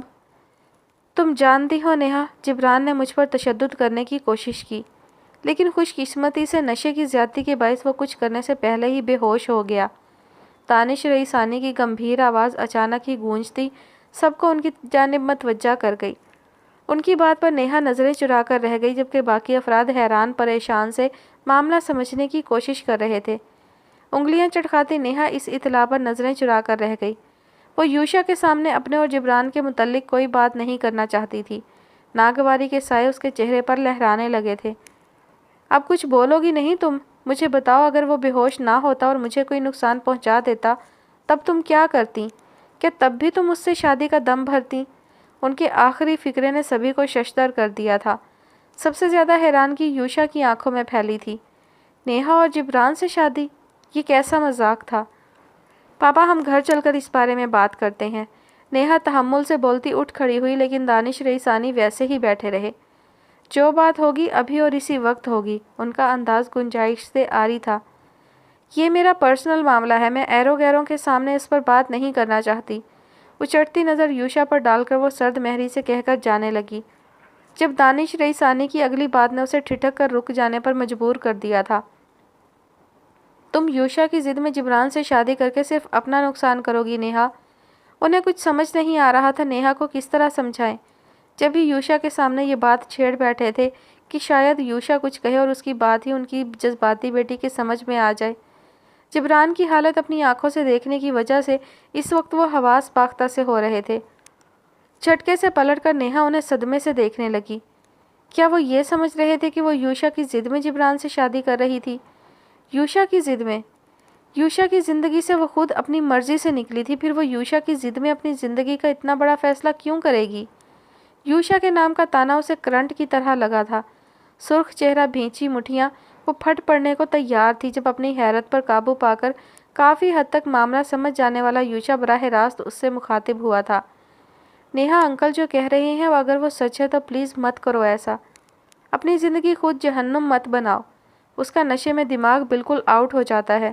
وہ بڑے سے بڑا نقصان کرنے سے بھی نہیں چوکتا اور اس کا شٹ اپ، تم ہوتے کون ہو میرے معاملات میں بولنے والے؟ تم نے میری زندگی سے کھیل لیا نا، اب میں اپنی زندگی کو جہنم بناؤں یا جنت بناؤں، نن آف یور بزنس۔ ہذیانی انداز میں چیخ کر کہتی وہ سب کو گمسم چھوڑ کر تیزی سے باہر نکل گئی۔ نہال نے لمحہ نہیں لگایا تھا اس کے پیچھے جانے میں۔ وہ باہر نکلا تو وہ تیز تیز قدم اٹھاتی گلی میں پیدل چلتی نظر آئی۔ اس کا انداز نارمل نہیں تھا۔ اسے بازو سے پکڑ کر زبردستی گاڑی میں لا کر بٹھانے تک وہ اس کے کافی مکے اور تھپڑ کھا چکا تھا، لیکن مجال تھی جو ایک اف بھی کیا ہو۔ اس وقت اسے سب سے زیادہ فکر اپنی بہن کی ہی تھی۔ وہ ایسا کیسے سوچ سکتے ہیں؟ اس کے سامنے مجھے اور میری خوشی کو ڈی گریڈ کیسے کر سکتے ہیں؟ میں خود اپنی مرضی سے اس کی زندگی سے نکلی تھی۔ میں نے چھوڑا تھا اسے، خود میں نے۔ پاپا کیا سمجھتے ہیں میں اب بھی اسے چاہتی ہوں؟ میرے دل میں اس دھوکے باز کے لیے کچھ ہے تو ہاں ہے، نفرت ہے، بے پناہ نفرت۔ کیا میری زندگی کے ہر فیصلے کو اس انسان سے جوڑا جائے گا جسے میں نے خود چھوڑا ہے؟ اس کے خیال میں دانش رئیسانی نے اس کی انا کو بہت ٹھیس پہنچائی تھی۔ چیخ چیخ کر اس کا حلق چھلنی ہو گیا تھا اور نہال کا دماغ، لیکن کمال برداشت کا مظاہرہ کرتا وہ سارا سفر اس کی چیخ پکار سنتا رہا، یہاں تک کہ گھر آ گیا۔ گھر پہنچ کر بھی نہال نے اسے کمرے میں بند نہیں ہونے دیا تھا۔ جو نیہا کی حالت تھی وہ کوئی رسک لیتے ہوئے ڈر رہا تھا۔ اس کی ہر الٹی سیدھی بات کی ہاں میں ہاں ملاتا وہ تب تک اس کے کمرے میں بیٹھا رہا تھا جب تک نیہا روتے روتے سو نہیں گئی تھی۔ اس کے سو جانے کے بعد قدرے پرسکون ہوتا وہ لائٹ آف کر کے ایک الوداعی نگاہ اس پر ڈال کے کمرے سے نکل گیا تھا۔ صاحب جی، کوئی جبران صاحب آئے ہیں۔ دوپہر کا وقت تھا، نیہا ہنوز سو رہی تھی۔ سمیہ بھابی کچن میں خانسامہ کے ساتھ لنچ کی تیاری کر رہی تھی۔ دانیال بچوں کو اسکول سے لینے گیا تھا، جبکہ نہال اور دانش رئیسانی دھیمی آواز میں کل رات کے بارے میں ہی بات چیت کر رہے تھے جب ملازم نے آ کر انہیں خبر دی تھی۔ باپ بیٹے نے ٹھٹک کر ایک دوسرے کو دیکھا اور تیزی سے اٹھ کر لان میں چلے آئے، جہاں نکھرا نکھرا جبران پھولوں سے بھرے حصے میں کھڑا مختلف پھول توڑ توڑ کر ہاتھ میں جمع کر رہا تھا۔ ان کے قریب پہنچنے پر سیدھا ہو گیا اور تازہ بنایا گلدستہ دانش رئیسانی کو پیش کر دیا۔ السلام علیکم اینڈ آئی ایم سوری۔ ہونٹوں کو دونوں کانوں تک پھیلا کر معذرت کرتا وہ شرمندہ تو کہیں سے نہیں لگ رہا تھا، لیکن فیوچر سسر کو ناراض کرنے کا رسک بھی نہیں لے سکتا تھا۔ نہال تو بس اس کی ڈھٹائی پر حیرت زدہ گنگ کھڑا تھا، جبکہ دانش رئیسانی نے ناگواری سے اس کے بڑے بڑے مضبوط ہاتھوں میں بہار بکھیرتے گلدستے کو دیکھا تھا۔ میرا گلشن اجاڑ کر مجھ سے معافی چاہتے ہو؟ ویل سوری اگین، دراصل مجھے یہاں پہنچ کر یاد آیا کہ پھول پیش کرنے سے معذرت جلدی قبول ہو جاتی ہے، سو چہرے پر زبردستی شرمندگی لا کر کہتا وہ نہال کو مسکرانے پر مجبور کر گیا۔ نہال کو وہ اچھا لگتا تھا، نیہا کے ہمسفر کے طور پر نہیں لیکن ویسے ہی وہ اچھا انسان تھا۔ شراب نوشی چھوڑ دیتا تو بہترین کہلایا جا سکتا تھا۔ جبران صاحب، میں نہیں چاہتا آپ کو دھکے مار کر نکالوں، اسی لیے اپنی عزت کا خود ہی خیال کیجیے اور چلے جائیے یہاں سے۔ وہ اتنے برہم مزاج کبھی نہ تھے، لیکن سامنے کھڑے شخص کو اپنی لاڈلی بیٹی کے شریک حیات کے روپ میں سوچنا بھی ان کا دماغ خراب کر دیتا تھا۔ میں آج کلیئر بات کرنے آیا ہوں اور وہ کرنے سے پہلے نہیں چاہوں گا۔ اندر تو آپ بٹھائیں گے نہیں، سو یہی کر لیتے ہیں، موسم بھی اچھا ہے ویسے۔ ہاں تو میں نیہا جی سے شادی کرنا چاہتا ہوں۔ اگر آپ کو میری ماں کی اس وقت کی غیر حاضری پر اعتراض ہے تو اس کا جواب یہ ہے کہ انہیں خوف تھا کہ کہیں آپ ہمیں دھکے مار کر نہ نکال دیں، لیکن انہیں کیا معلوم آپ کتنے اچھے انسان ہیں، گھر آئے مہمان کے ساتھ ایسا کبھی نہیں کریں گے۔ وہ انہیں بچوں کی طرح پچکارنے لگا۔ نہال کو اپنی مسکراہٹ چھپانے کے لیے گردن موڑنی پڑی تھی۔ واقعی نہ میں نے کبھی مہمانوں کے ساتھ ایسا کیا ہے اور نہ کرنا چاہتا ہوں، حالانکہ تم ہو اسی قابل۔ خیر تم خود چلے جاؤ یہاں سے۔ دانش رئیسانی کا لہجہ حد درجہ تلخ ہوا تھا۔ جبران کی مسکراہٹ بھی سمٹ گئی اور نہال بھی سنجیدہ ہو گیا۔ جب تک نیہا جی مجھے قدم پیچھے کرنے کو نہیں کہیں گی میں کہیں نہیں جانے والا۔ بظاہر وہ ہنس کر بولا تھا لیکن اب کی بار اس کا لہجہ بھی سنجیدگی لیے ہوئے تھا۔ اس سے پہلے کہ دانش رئیسانی جھنجھلا کر چوکیدار کو پکارتے، نیہا وہاں چلی آئی تھی۔ وہ ان کی گفتگو کے آخری چند جملے سن چکی تھی، مگر چہرے سے کچھ ظاہر نہ کیا، نہ خوشی، نہ غصہ، نہ افسوس۔ اسے دیکھ کر سب چپ سے رہ گئے تھے۔ بغور ایک نگاہ تینوں کے چہروں پہ ڈالتی وہ مکمل طور پر جبران کی جانب متوجہ ہو گئی تھی۔ چلے جاؤ جبران۔ ہیں جی؟ چلا جاؤں میں؟ ہاں میں جواب لیے بغیر۔ لگتا ہے نیند پوری نہیں ہوئی آپ کی، کچھ بھی بول رہی ہیں۔ اس کے سوجے سوجے تازہ دھلے چہرے سے وہ اندازہ لگا چکا تھا وہ اس وقت سو کر اٹھی تھی۔ جبران تم نے کہا جب تک میں نہیں کہوں گی تم نہیں جاؤ گے، اب میں کہہ رہی ہوں تو تم جاؤ۔ اس کے ٹھنڈے لہجے پر جبران کی کشادہ پیشانی پہ بل نمودار ہونے لگے۔ آپ کو پتہ بھی ہے اس جاؤ کا مطلب کیا ہوگا؟ جبران کی آواز ذرا سی کانپی تھی جو سبھی نے محسوس کی تھی۔ ہاں جاؤ کا مطلب ہے چلے جاؤ، شکل گم کرو اپنی۔ وہ اسی پرسکون انداز میں بولتی اس کے اشتعال کو ہوا دے گئی۔ گلدستہ زمین پہ مار کر اس نے پیر بھی زمین پر دے مارا تھا۔ واٹ دی ہیل، میری فیلنگز مذاق ہیں آپ کے لیے؟ پہلے تو بڑی باتیں کر رہی تھی کہ ہم مل کر ماؤنٹ ایورسٹ سر کر لیں گے، ہم مل کر چاند پر چلے جائیں گے، بلا بلا بلا، اور اب کہہ رہی ہیں جاؤ جاؤ، یعنی چلے جاؤ، دفع ہو جاؤ، مر جاؤ، زندگی سے نکل جاؤ۔ واہ نیہا بی بی واہ، مجھے امید کی ڈور تھما کر اتنی جلدی منہ کیسے موڑ سکتی ہیں آپ؟ میری فیلنگز کے ساتھ کھیل رہی ہیں آپ، کھلونا سمجھ لیا ہے آپ نے بنی کو۔ اونچی آواز میں ان سب کو سناتا پیر بار بار زمین پہ مارتا وہ خود ہی گھر سے باہر نکل گیا تھا۔ پیچھے رہ جانے والوں نے مختلف کیفیات میں گھر کر اس کی نظروں سے اوجھل ہوتی چوڑی پشت کو دیکھا تھا۔ استری شدہ نیا نکور سوٹ پہنے، جل سے بال سیٹ کیے، وہ یقیناً بڑے دل سے خود ہی اپنا رشتہ طلب کرنے آیا تھا۔ لگتا ہے تمہیں احساس ہو گیا ہے، یہ اچھی بات ہے۔ اس کے بے تاثر چہرے کی طرف نرم نظروں سے دیکھتے دانش رئیسانی گویا ہوئے تھے۔ نیہا بغیر کچھ کہے ایک سنجیدہ نظر ان پر ڈالتی واپس اندر چلی گئی۔ وہ ٹھنڈی سانس بھر کے رہ گئے۔ پاپا آپ کو یوشا کو انوالو نہیں کرنا چاہیے تھا نیہا کے معاملے میں۔ نہال رات سے یہی بات سوچ رہا تھا، اب اچانک اپنے خیال کا اظہار کر گیا تھا۔ میں رات بہت عجیب کیفیت کا شکار ہو گیا تھا نہال، پہلی بار دماغ بالکل معاف ہو گیا تھا۔ تم نے دیکھا نہیں تھا، میں نے دیکھا تھا اسے نشے میں دھت جوکر کی طرح ناچتے گاتے بھی اور شیر کی طرح دہاڑتے بھی۔ مجھے کچھ سمجھ نہیں آ رہا تھا۔ میں نیہا کے لیے بہت حساس ہوں نہال، اسے اب کوئی تکلیف ہو میں برداشت نہیں کر سکوں گا۔ اور پھر اس کی شخصیت دیکھ کر مجھے یہ گمان بھی ہوا کہ نیہا کا ساری زندگی اس کے ساتھ بتانے کا ارادہ نہیں، اسے صرف کانٹریکٹ کے تحت شادی کرنا چاہتی ہے وہ، حلالہ کی نیت سے۔ یہ غلط ہوتا، بہت غلط ہوتا۔ میں نے اس لیے بھی یوشا کو انوالو کر لیا تھا۔ نیہا نے پہلے جس طرح زندگی کو کھیل سمجھ کر کھیلنا شروع کر دیا تھا، اس کے بعد اس سے ایسی بے وقوفی کی امید رکھنا کچھ عجیب بھی نہیں نا۔ دھیرے دھیرے تفصیل سے جواب دیتے وہ اندر جانے کے بجائے وہیں لان میں بیٹھ گئے تھے۔ ان کی باتوں سے مکمل اتفاق کرتا نہال بھی ان کے سامنے والی بینچ سنبھال چکا تھا۔ ایمل کی شادی کی تقریب سے فارغ ہو کر یوشا کی خواہش پر وہ اس کے ساتھ ہی گھر چلی آئی تھی۔ عائشہ کو کاٹ میں سلا کر وہ تھکی ہاری سی بیڈ پر جا کر ویسی ہی سجی سنوری گر سی گئی۔ نیند اور تھکن کے باعث گرتے کے ساتھ ہی وہ گہری نیند میں ڈوب گئی تھی، لیکن یوشا کی مستقل مدھم پکار پر اسے آنکھیں کھولنی ہی پڑیں۔ جا کر پہلے چینج کر لو، اس ڈریس اور جولری میں سکون سے سو بھی نہیں سکو گی تم۔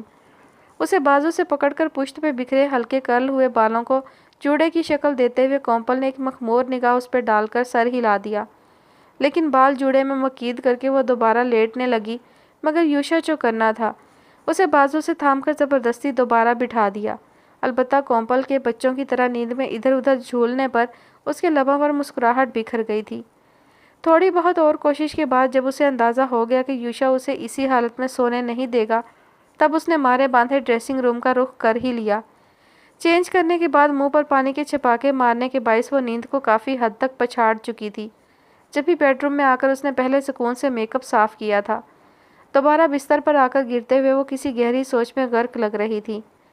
ادھ کھلی آنکھوں سے اسے ہی دیکھتے ہوئے یوشا نے اسے پکار لیا تھا، جس پر وہ چونکی نہیں تھی، بس خاموشی سے گردن موڑ کے اسے دیکھنے لگی تھی۔ کیا سوچ رہی ہو؟ کل مائیوں کے فنکشن سے آپ جب چلے گئے تھے تب واپس کیوں نہیں آئے تھے؟ سرخ ڈوروں سے سجی آنکھوں میں شکوہ اتر آیا تھا۔ وہ اس کی منتظر رہی تھی۔ اس کے جانے کے بعد اپنی تیاری سمیت سب کچھ پھیکا پھیکا لگنے لگا تھا۔ اس کے شکوے پر یوشا چپ سا رہ گیا۔ وہ اسے کیا بتاتا؟ کل وہ جبران اور نیہا کے متعلق جان کر کتنا شاکڈ ہوا تھا۔ ذہن میں جھکڑ چل رہے تھے، ایسے میں وہ تقریب اٹینڈ نہیں کر سکتا تھا۔ کل سے وہ اسی کے متعلق سوچ رہا تھا۔ اسے نیہا اور جبران کے ذاتی معاملے میں کچھ بولنے کا حق نہیں تھا، لیکن یہ سب بہت عجیب لگ رہا تھا۔ نہ جانے نیہا کے ذہن میں کیا چل رہا تھا۔ اس جیسی نازو پلی لڑکی ایک نشئی سے شادی کیوں کرنا چاہتی تھی؟ کیا یہ کومپل اور اس کی زندگی میں دوبارہ داخل ہونے کا کوئی بہانہ تھا؟ نیہا ایسی تھی تو نہیں، لیکن جبران سے شادی کی اور کوئی تک بھی سمجھ نہیں آتی تھی۔ اس کا ذہن دوبارہ الجھنے لگا جب کومپل اس کا گال تھپکتی اسے حال میں لے آئی تھی۔ اپنے گال پہ دھرا اس کا یک ہوتا ہاتھ تھام کر یوشا دھیما سا مسکرا دیا۔ کوئی پرابلم ہے؟ اس کی آنکھوں کی الجھن کومپل سے چھپی نہیں رہی تھی۔ نہیں ہوتی بھی تو یہ وقت مسئلے ڈسکس کرنے کا نہیں ہے، اب سکون سے سو جاؤ۔ یوشا نے اسے نیہا اور جبران کے متعلق بتا کر پریشان کرنا مناسب نہیں سمجھا تھا۔ ایک تو مشکل سے وہ جبران کے خوف اور نیہا کے غم سے نکلی تھی۔ اس کے مخملی وجود کے گرد بازوؤں کا گھیرا بنا کر اس کے سر پہ ٹھوڑی ٹکا کے وہ خود بھی تمام پریشان کن سوچے جھٹک کے آنکھیں موند گیا۔ اس کے کشادہ سینے میں منہ دیے کومپل کچھ دیر اپنا دماغ لڑاتی رہی، لیکن حاوی ہوتی نیند نے اسے کسی نتیجے پر پہنچنے نہ دیا تھا۔ ماں، سجنی دیوی بڑے سے لاؤنج میں بیٹھی بڑی نزاکت سے چائے پی رہی تھیں جب پشت سے آتی پکار پر مسکرا اٹھیں۔ یہ ان کے پیارے راج دلارے بیٹے وشال کی آواز تھی۔ مامتا کا نور ان کے بندی میک اپ سے سجے چہرے پر مزید روشنیاں بکھیر گیا تھا۔ مسکراتے ہوئے وہ جیسے ہی پلٹیں، ڈھم ڈھم ڈھما ڈھم کی زوردار آواز کے ساتھ کیمرہ مین ان کے چہرے کا ہر پوز دکھانے لگا۔ ہر پوز سے سجنی دیوی ششتر ہی لگی تھی۔ دھماکہ ہی اتنا شدید تھا۔ وشال کے پہلو میں عروسی جوڑا پہنے، گلے میں ورمالا ڈالے وہ لڑکی چہرے پر شاطرانہ مسکراہٹ سجائے کھڑی تھی۔ یہ لڑکی انہیں کئی دنوں سے خوابوں میں ڈرا رہی تھی، لیکن یہ تھی کون؟ سجنی دیوی کے ساتھ ساتھ ٹی وی اسکرین پر نظریں جمائے فرخندہ بیگم بھی یہی سوچ رہی تھی۔ ماں، یہ میری پتنی ہے اور آپ کی بہو بھی، ارچنا۔ کیا؟ سجنی دیوی اور فرخندہ بیگم کی چیخیں ساتھ ہی نکلی تھیں۔ ہاں ماں، میں اور ارچنا ایک دوسرے سے بہت پیار کرتے ہیں۔ ارچنا کا اس دنیا میں کوئی نہیں ہے ماں، لیکن آج سے میں ہوں قدم قدم پر ارچنا کے ساتھ۔ اگر آپ چاہتی ہیں کہ میں یہ گھر چھوڑ کے نہ جاؤں تو آپ کو ارچنا کو قبول کرنا ہی پڑے گا۔ بڑکے مارتا وشال فون کی رنگ ٹیون بجنے پر ایکسکیوز کرتا ٹی وی اسکرین سے غائب ہو گیا، اور اب وہاں صرف سجنی دیوی اور ارچنا رہ گئے تھے۔ ارچنا کمینگی سے مسکرا کر سہج سہج چلتی گنگ کھڑی سجنی دیوی کے قریب چلی آئی۔ یاد ہے سجنی دیوی، 2 سال پہلے آپ کے گھر میں 2 سانپ گھس آئے تھے اور آپ نے لاٹھی مار مار کر ان کی جان لے لی تھی۔ وہ میرے ماں اور پتا جی تھے۔ ارچنا کے انکشاف پر ایک بار پھر سجنی دیوی اور فرخندہ بیگم ایک ساتھ چیخی تھیں، لیکن فرخندہ بیگم نے اس بار ایک جملے کا اضافہ بھی کیا تھا، یہ سانپ کی بچی ہے۔ میں نے اپنی آنکھوں کے سامنے اپنے ماں باپ کو دم توڑتے دیکھا تھا۔ آپ نے مجھ سے میرا سب کچھ چھین لیا سجنی دیوی، اور اب میں آپ سے آپ کا سب کچھ چھین لوں گی، یہ گھر، پریوار اور خاص طور پر آپ کا اکلوتا بیٹا وشال بھی۔ اب سے یہاں صرف میری چلے گی۔ آپ کے دن تمام ہوئے سجنی دیوی۔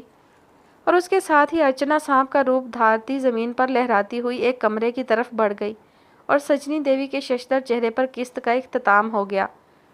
ڈرامے کا پوسٹر اسکرین پر لہرایا تو وہ سر ہلانے لگیں۔ سمجھ آ گیا تھا یہ سب ہوا کیوں تھا۔ آج اس ڈرامے کی پہلی قسط تھی جو انہوں نے درمیان سے دیکھنی شروع کی تھی۔ فرخندہ بیگم نے فیصلہ کر لیا تھا اب اسے بھی ڈیلی دیکھنا ہے۔ دل میں ارادہ کرتی گھڑی پر وقت دیکھتی وہ پلنگ سے اٹھی ہی تھیں کہ دروازے پر ہوتی دستک نے انہیں بدمزہ کر دیا۔ آ رہی ہوں بھائی، نواب زادے کے نوکر لگے پڑے ہیں، گھر نہ ہوا سرائے ہو گیا، جب چاہا آیا جب چاہا چلا گیا۔ اونچی بڑبڑاہٹ کے ساتھ انہوں نے دروازہ کھول دیا۔ پوچھنے کی ضرورت محسوس نہیں کی تھی، بیٹے کی دستک پہچانتی تھی۔ کیا تو؟ ان کی فراٹے بھرتی زبان کو حشاش برداشت جبران کے پہلو میں کھڑی نیہا کو موجود پا کر بریک لگ گئے تھے۔ جدید تراش خراش سے مزین سلور لباس میں ہلکی پھلکی جولری، میک اپ، گردن اٹھائے نظریں جھکائے کھڑی نیہا انہیں کسی کی یاد دلا گئی۔ لیکن کس کی؟ ہاں، ارچنا کی۔ یہ بے یقینی سے اسے دیکھتے ہوئے وہ ہکلائی، نفی میں سر ہلانے لگی۔ یہ نیہا، امی ڈارلنگ، میری بیوی اور آپ کی بہو۔ تقریباً وشال والے الفاظ ادا کرتا جبران انہیں وشال ہی لگا تھا۔ جبران کے روشن چہرے سے نظریں ہٹا کر فرخندہ بیگم نے دوبارہ نیہا کو تکنا شروع کیا۔ اچانک نیہا کی جگہ ارچنا نے لے لی، جو منہ سے سانپ کی زبان نکال کر پھنکار رہی تھی۔ نہیں، تم مجھ سے میرے بیٹے کو نہیں چھین سکتی، نہ میرے پریوار کو، نہ ہی اس گھر کو۔ ڈرامے کا اثر دماغ پر کچھ زیادہ ہی چڑھ گیا تھا۔ بوجھل دل لیے بھیگی پلکیں گرائے کھڑی نیہا نے ناسمجھی سے انہیں دیکھا تھا، جبکہ جبران نے دائیں بائیں ہاتھ ٹکا کر انہیں مصنوعی سا گھورا تھا۔ کوئی ڈرامہ دیکھ رہی تھی آپ ابھی؟ وہ بھی ان کا بیٹا تھا، فوراً اندازہ لگا لیا تھا۔ ڈرامہ؟ ہاں، فرخندہ بیگم ذرا جھینپ گئیں۔ کون سا؟ اسے بے وجہ دلچسپی ہوئی۔ مسکراہٹ گویا لبوں سے چپک گئی تھی۔ نیہا کی اس اچانک شادی کے فیصلے نے اسے کافی دیر تک شاک میں رکھا تھا، اور اب وہ صرف چہک رہا تھا۔ کبھی بہو کبھی ناگن۔ ڈرامے کا نام بتا کر انہوں نے دوبارہ ذرا سہم کر نیہا کو دیکھا، جیسے وہ ابھی ناگن کا روپ دھار لے گی۔ ڈرامے کا نام سن کر جبران کا قہقہہ بے ساختہ پھوٹا تھا، جبکہ نیہا انہیں دیکھ کر رہ گئی تھی۔ کیسی تھیں وہ؟ بیٹے کے علاوہ ان کا بھی علاج کرنا ہی ہوگا، نیہا نے فوراً دل میں ارادہ کیا تھا۔ ارے یہ چہرہ دیکھیں ذرا، یہ پیارا سا چہرہ۔ یہ پری تو بن سکتی ہے لیکن ناگن نہیں۔ نیہا کی ٹھوڑی پکڑ کے چہرہ اونچا کرتا وہ فرخندہ بیگم کو اس کے حسن سے روشناس کرانے لگا۔ لب بھینچ کر نیہا نے جبران کا ہاتھ اپنی ٹھوڑی سے ہٹا کر گہری سانس بھر کر باہر آنے کو بے قرار آنسوؤں کو اندر ہی اتار لیا۔ دانش رئیسانی کے رویے کو سوچ سوچ کر اسے رونا آ رہا تھا۔ وہ اس وقت صرف تنہائی چاہتی تھی، اپنے دل کا غبار نکالنے کے لیے۔ اس کی حالت سمجھتے ہوئے جبران لب بھینچ گیا اور سنجیدہ سا ہو کر اسے کمرے کی راہ دکھانے لگا۔ نیہا مزید کچھ کہے سنے بغیر سر ہلا کر تیز تیز قدموں سے چلتی کمرے کی طرف بڑھ گئی اور اندر جا کر دروازہ بند کر لیا۔ اس کے دروازہ بند کرنے سے لمحہ بھر پہلے اس کی بھرائی آنکھوں سے چھلکتا پانی دیکھ کر جبران ڈسٹرب سا ہو گیا تھا۔ اے یہ کیا کر دیا تو نے منحوس؟ کوئی ایک خوشی نہیں لکھی میرے پھوٹے نصیب میں میری اولاد سے؟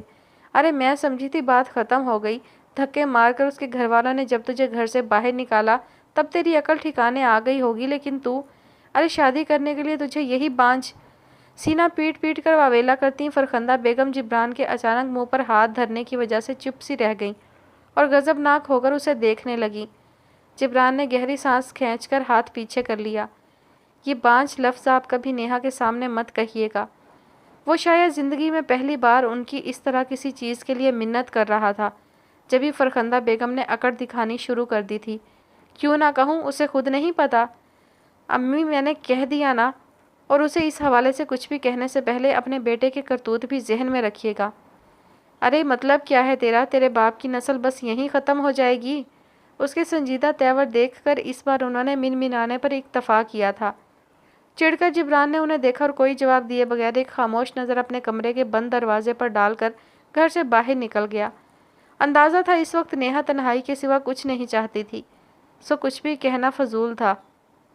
جبران کے گھر سے نکلنے کے بعد فرخندہ بیگم نے گھور کر جبران کے کمرے اور داخلی دروازے کی طرف دیکھا اور بڑبڑائیں، لو بھیا یہ عجیب رہی، میری بہو آپا کی بہو بن گئی اور آپا کی مصیبت میرے گلے پڑ گئی۔